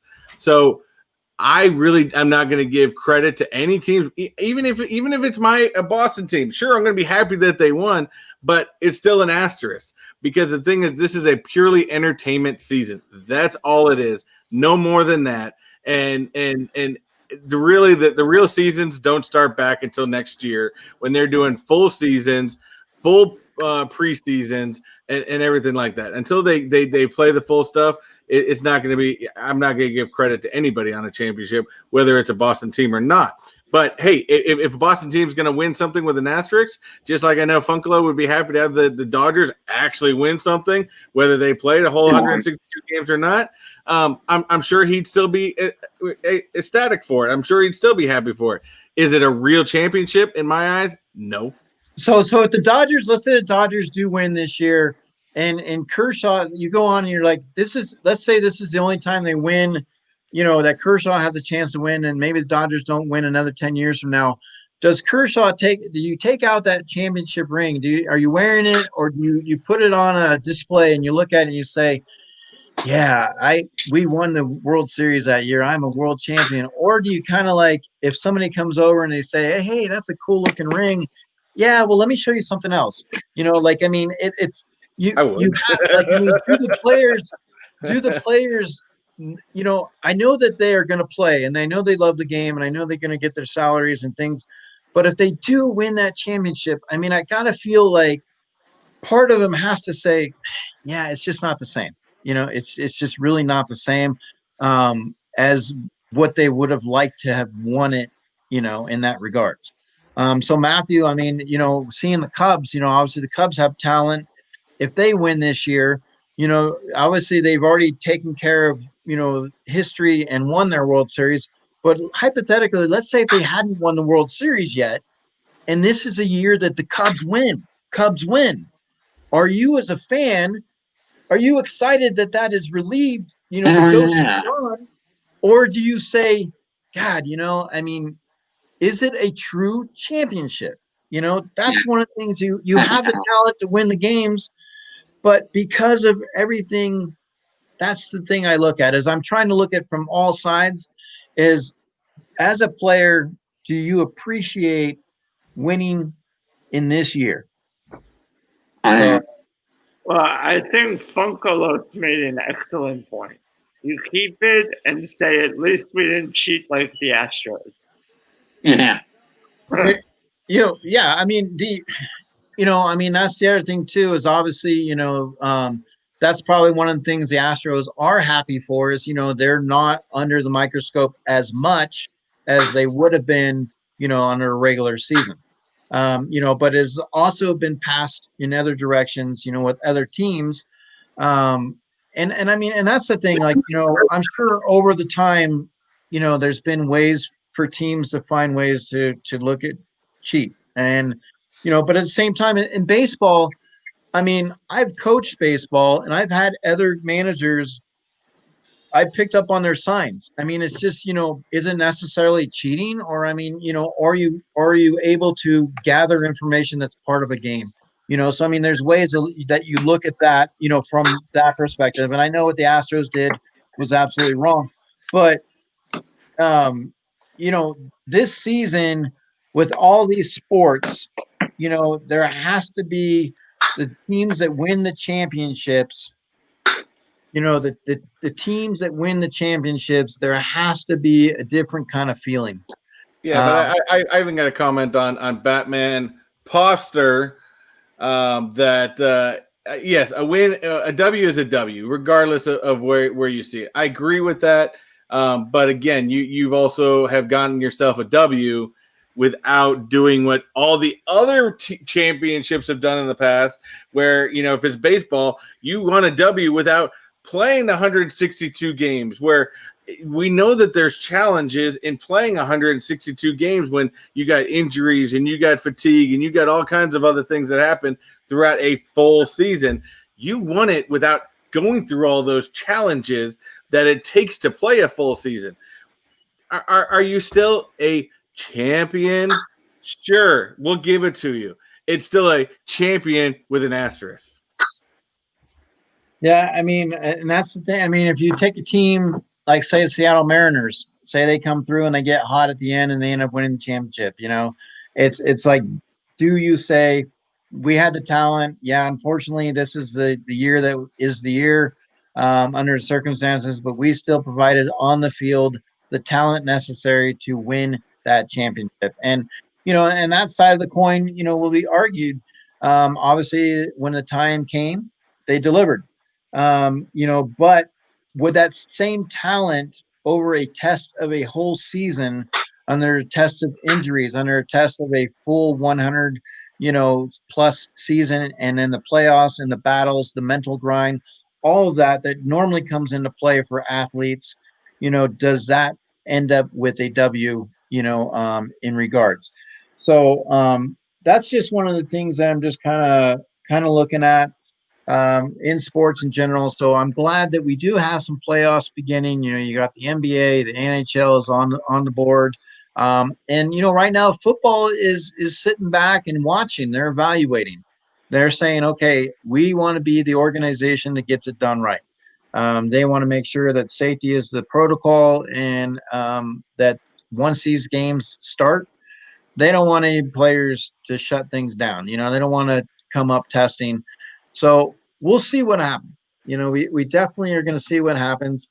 One of the things I wanted to just go back to real quick too was the fantasy football, was the defense. Okay, now obviously defense, Mr. Tepot, is something you look at too with fantasy football. Now last year, obviously New England, you had, I think the makeup this year is going to be a little bit different because you had New England, Denver, Minnesota, the Bears, and the Bills were the top five, rounding that out with the defense. Now I see a lot of those puzzle pieces getting moved around. So would you say, that New England, is their defensive scope of things, with their system, their Belichick system, is going to still come through this year? Would they be somebody you want to go to from a fantasy standpoint? No, I wouldn't. I wouldn't take New England's defense in a fantasy league because right now, I mean, and it's that could be something that, again, New England doesn't get picked, but a couple games into it, you're going to think, well, nobody picked them. Let me grab them up because they could be changing things around as far as your changing around of that goes. But right off the bat, no, because there's too many question marks. There's not enough information to know whether they're going to be able to, they're going to bring something special or not. And then, of course, Dead Zone, I do want to reply to that. I would agree. I'm sure the players would not agree with me because, of course, they're the ones on the field playing it. But in the, just like I have learned many times of being a Patriot fan, in the court of public opinion, no. Well, I mean, and that's, like I said, I that's one of the things I definitely cannot wait to see how it wraps up. Who's crowned the champion? Because I can guarantee you, Funkalos, if the Dodgers win the championship, I'm going to make sure I poke fun at you, in regards. But I mean, it's going to be interesting to see how from that pool, who steps up and comes out that champion in the season that we're in, as well as with the NBA, like you have the Lakers who were picked, to say, hey, be the team this year. They got the money, they got the players, but with everything that's going on right now and how it put a halt, and now we're going back into things, you're turning things on and turning things off. As athletes, you are in conditioning, but at the same thing is chemistry and timing, and those are things that are hard to just flip the switch and get on in a game. You'll see that with, football, the timing, they're just off on the pass just a little bit, and it takes a lot over the rigors of the season to connect with your teammates and get that, one-on-one. So like with Brady, and Mike Evans, they're going to have to build that chemistry. But that's kind of what we're looking at. So, I mean, the defense, when you look at fantasy football, so you're saying, Mr. Tepot, because you have played and you've won some leagues, so you're saying that the big items are the quarterbacks and the running backs, and you're saying go with pocket passers. Now, would your first pick? There's a sleeper to that too, and it's actually won me a lot of leagues. Is you also the other big thing, and everyone always puts it as the last thing they're going to pick, but to me, it's actually the middle ground area I pick. your kicker. Surprisingly, your kicker will be the difference maker in a lot of games because, of course, your quarterback can put up a lot of numbers. Your running back can put up a lot of numbers. You could have a great week on your wide receivers and put up a lot of numbers. And even your defense could get lucky and put up some numbers. But maybe the other guy did the same thing too. But the difference is that kicker. You got to get a high-end kicker that you got to think about not only, okay, is this a team that's going to put up a lot of points, so he's going to be able to put up a lot of extra points, or as well as is this a team that's going to be able to put up, that maybe can't quite always get it in there and give the kicker a lot of opportunities to make a field goal. I've had more wins that I've ever had where my kicker was the difference maker in the entire game. So kickers are important. Don't shy away from that. All right. Well, so we do have somebody that's popping on here real quick. So obviously I tried. He's a big fan of the team down south, and like I said, I always try giving Kershaw a call because I a big fan of Kershaw. In the fact that he's a Giants fan, and I do give him a call, but he never picks up, and I imagine it's because he doesn't have a ring. But it is none other than Funkalos. How are you, bud? How you guys Good seeing doing, you. man? I had to get home quick because I see Mr. Tech Blocker always running. For a second, I thought it was Will talking shit. And then to finish it, I see Papa Willie jump in, and I said, "Oh, that's it. I gotta get in. Oh yeah. I'm always gonna bring the hard crap talk. I love it, brother. How y'all guys doing, man? Good. How's things been with you, bud? What's new? Nothing, man. Just getting hot down here in Southern Cali. You know that it's hot. Yeah. What's funny is I was talking with you about, of course, shit talking and everything like that. It's funny is my wife always hears it so much, because I'm probably one of the the biggest crap talkers around, and she always gives me, she's like, how do you do why do you do that? It's like that's just part of part of sports, to be honest with you. That's just the way it goes. Yeah. And people like me and Funkalos, we understand that there's no hard feelings towards any of it. It's more jokes and just razzing people. But that's just, it may sound bad, but it is not by any means. I give him crap by all time. And as a sports fan, I'm going to give his team credit where credit's due when they actually ever do something to begin with. But in another 20 years, we'll give you your credit. I mean, it's not. The thing is that's why it's sports pop talk. We never know which way it'll go, and that's how when we assembled this team, it is people that is able to shit talk, able to stir the pot, but at the same time respect everybody around. And we definitely, even with Matthew, he's always willing to give us his opinion. Matthew, you want to show us, how do you give us your opinion? That's right. Mother. I've been seeing that finger too much lately, man. So that's definitely, how we roll. Each week we'll kind of talk about sports, and obviously now, Punkalos, we got the NBA playoffs. We got hockey playoffs. Lakers. Football's around the corner. Now, you talk about the Lakers. The Lakers are obviously picked to win at the beginning of the year, but now with the way things have been, do you see a staleness? I mean, did the bread go stale here? Was it left on the counter too long? I mean, are they able to pick up the pieces? And do you think, what's your thoughts on this? Is there going to be some upsets in the playoffs? Definitely going to be some upsets, but definitely the Lakers ain't going to be one of them. I mean, you got to give it to Portland. Damian Lillard is unbelievable. That kid is good. Don't get mad, Mr. Tech Bog, about Damian Lillard. Oh, great. I'm falling asleep with your love of LeBron. Oh. I didn't even say nothing about LeBron yet, brother. But I personally think the Lakers, the way LeBron and they're getting into the groove. Have they been sitting for a long time? Yeah, I think so. I mean, because they were on fire right before all this happened. And if you would have told me now, do they have a chance to win it? Yeah, but is it the same as when took that little break? No, it's different. It's different. The bubble makes it all different. But yeah, the Lakers are going to win. Let's get another Lakers Celtics championship. Come on. Hey, that would be great, man. I mean, There's nothing else I would like to have. Well, I that mean, definitely will like. I'm sure the Celtics have no problem smacking you around again. Well, Oh, come on, if brother. it is if it's the Lakers and Celtics, we're definitely going to have a smack off here on Sports Pop Talk. We're going to have some stakes wagered. There's going to have to be something involved. Obviously between the East Coast, West Coast there. I would I don't love want to to go embarrass beer. him. I don't want to embarrass him though. I would love to go beer per beer, but I think he has a couple of hairs over there. That's not fair. That's not fair, man. Can't go beer versus beer. So Willie has bigger beer. Pop Willie has a nice beard going too. Look at him. Look at him. Oh yeah, it's growing in.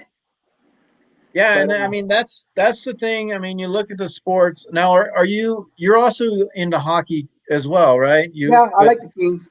Okay. Now obviously the Kings. I thought it was the Queens. I thought they changed their name. No, again, we're saying Sacramento. They're saying Sacramento Queens, baby. It's in the Sacramento Queens. It's the LA Kings. California, what does it really make a difference? North, It does south, make a difference, man. Stuff. That's the stepchild's up north. I actually lived in Bay Area, California for 12 years, so I know I understand the back and forth of it. There you go. LeBron. So Matthew says he hopes LeBron gets to the finals, falls short. Matthew, you got him to leave. I have to send my you see that's my tech guy back there running out right now to go get me the charger. Yeah, you're gonna have to make sure we get him something good. Get him something good.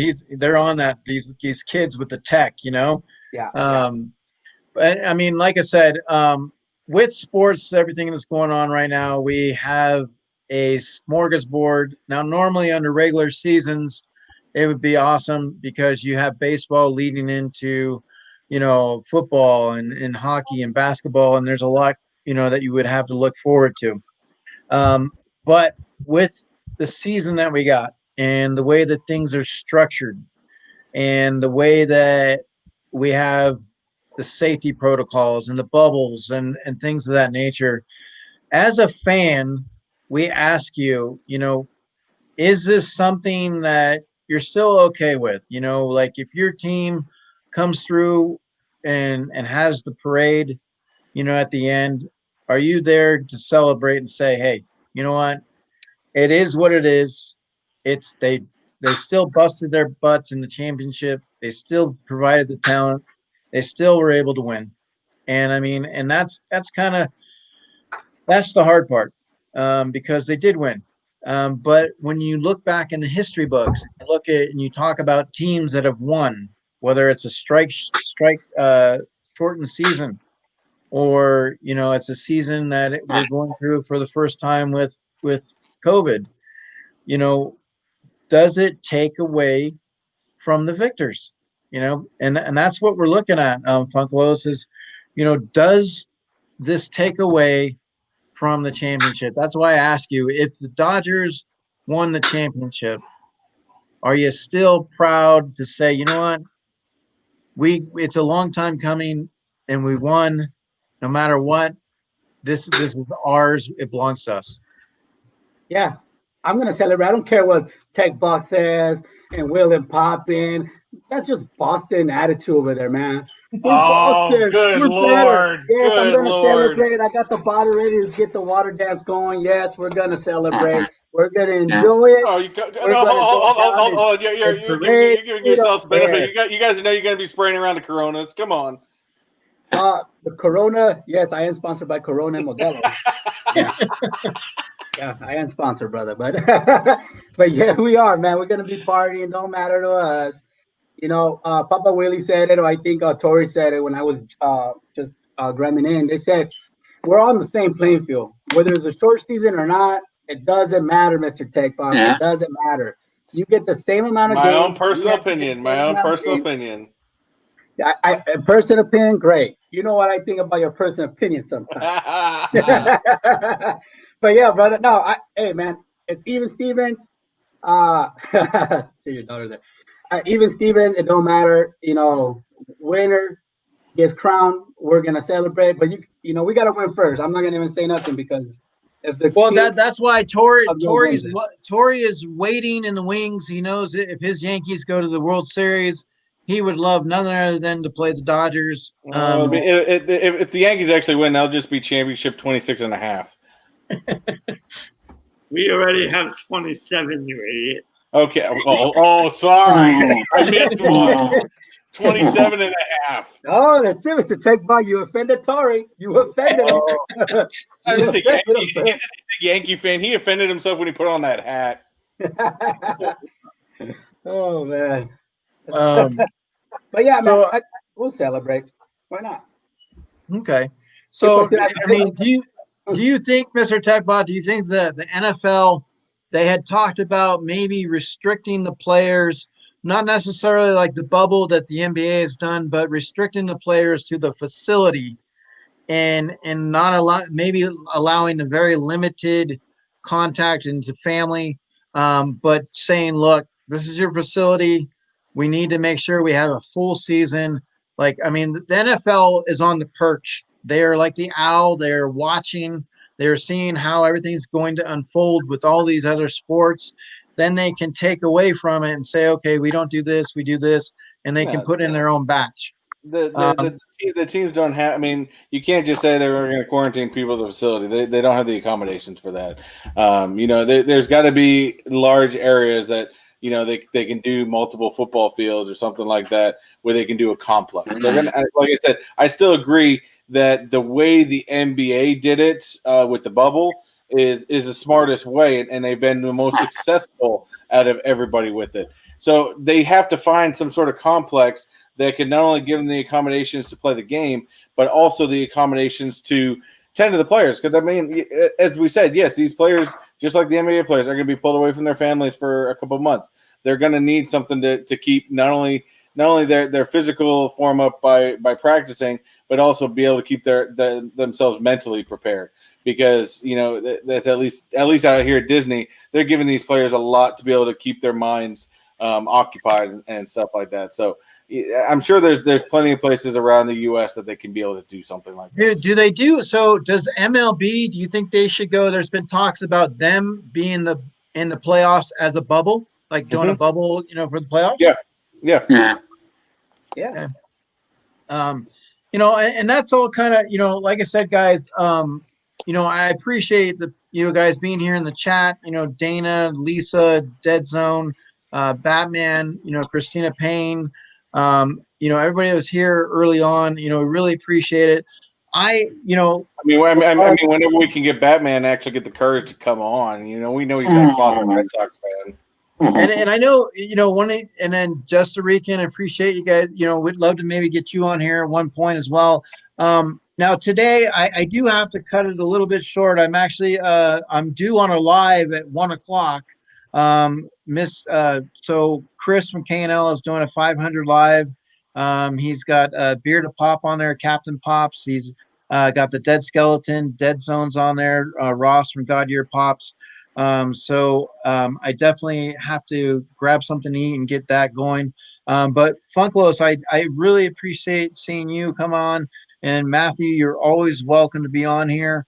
And Mr. Tepbot, I know you've had an extremely busy week, and I know with your school, and just for you to be able to come on and chime in is a pleasure. It's always awesome to get your input. And Tori, like I said, every week you're here, ready to go.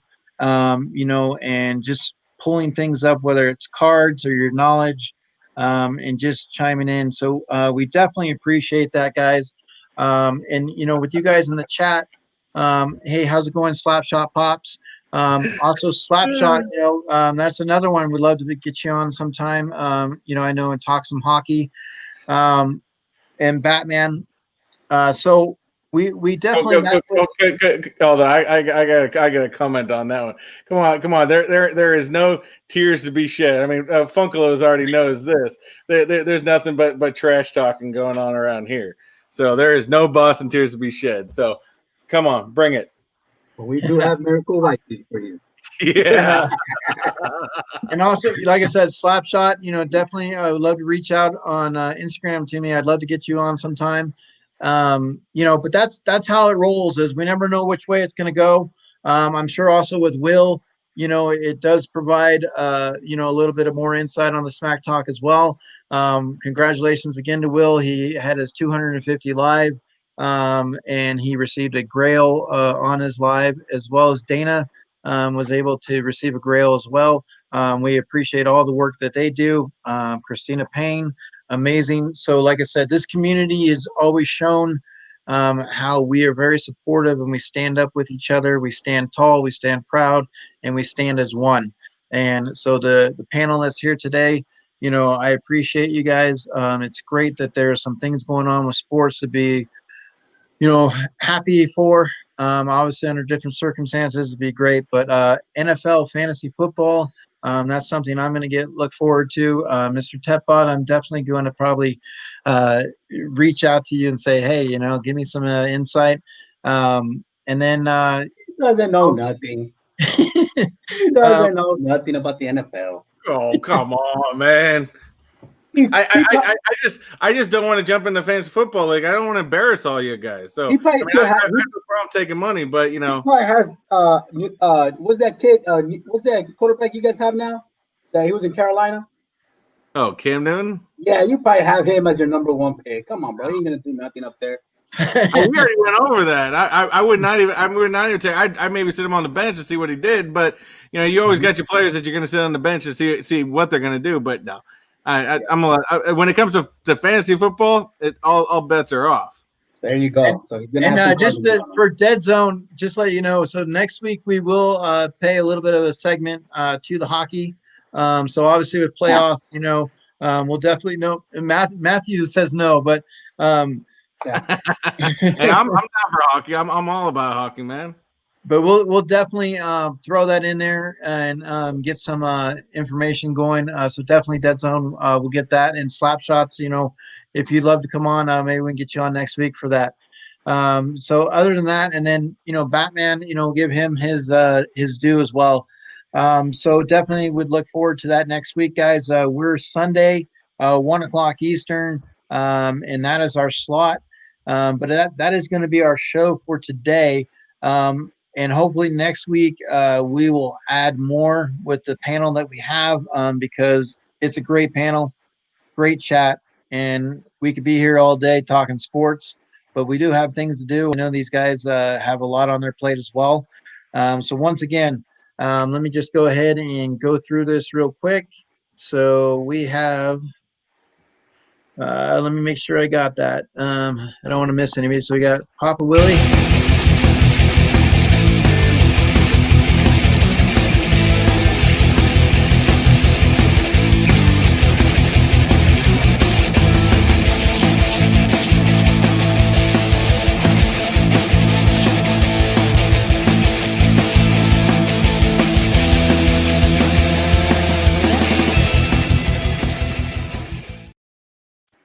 And I'm still working on the girl, Matthew. I'm still working on the girl. And then you have let's see here.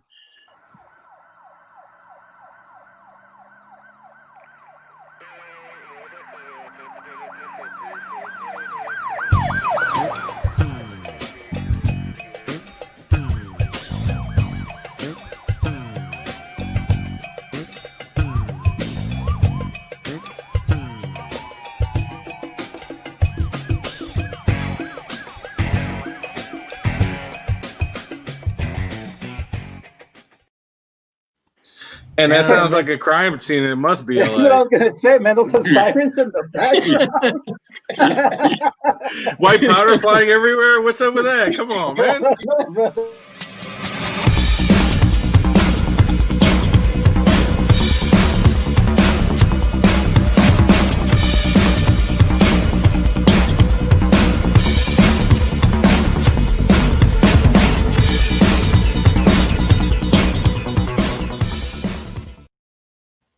And let me go ahead and go here. And because he did have a great live yesterday, and I know he's probably sleeping, but Mr.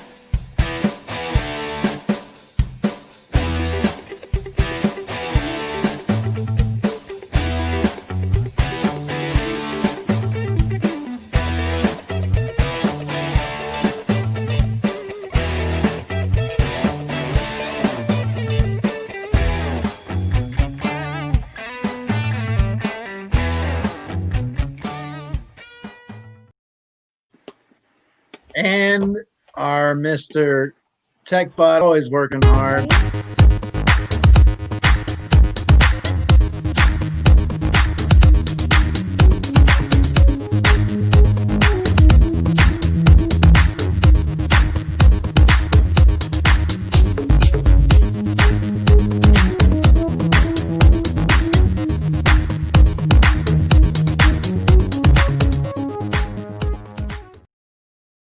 Did you put? I was a little bit of glitch there, Mr. TechBot. We might have to have you look at that.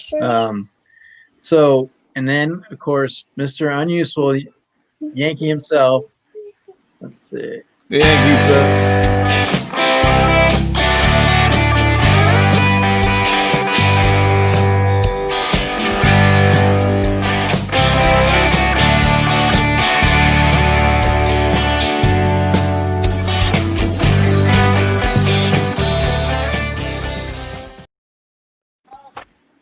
All right. Hey, how are you? So, your daughter saying hi to her. Yes. Did you want to say hi? Say hi. Hi. What's your name? Well, she can't hear it because it's in my headphones. Oh, so we just. But other than that, so this is our panel. We appreciate you guys being here today. Definitely, it is always fun to talk sports. That's why the crew that we have, I love having them on because they always bring insight. They always bring something fun. Whether it's Mr. Punkalos, Mr. TechBot, Tori, Matthew, Will, and myself. And we're always looking to add to the team. So you're more than welcome. Fill out that application. But I hope everybody has a great weekend. Make sure you check out the lives. Make sure you, if you have not signed up and subscribed to the people on the panel, great people, Papa Willie, Mr. Tepbot, Tori, they have YouTube channels. Funkalos has Instagram. Always great supporters. So make sure you guys do that. And everybody in the chat, like I said, we appreciate you guys being here. That's why we do this, to be a part of the show. And definitely Slapshot next week. Let's do a little bit of segment on hockey. So definitely love to have that. Just a little. So we'll definitely go from there. So once again, thank you guys. We appreciate it. So this is Sports Pop Talk. You never know which way it'll go, but the way it's going now is we're ending it. Enjoy your Sunday afternoon. Take care, everybody. Yankees still suck.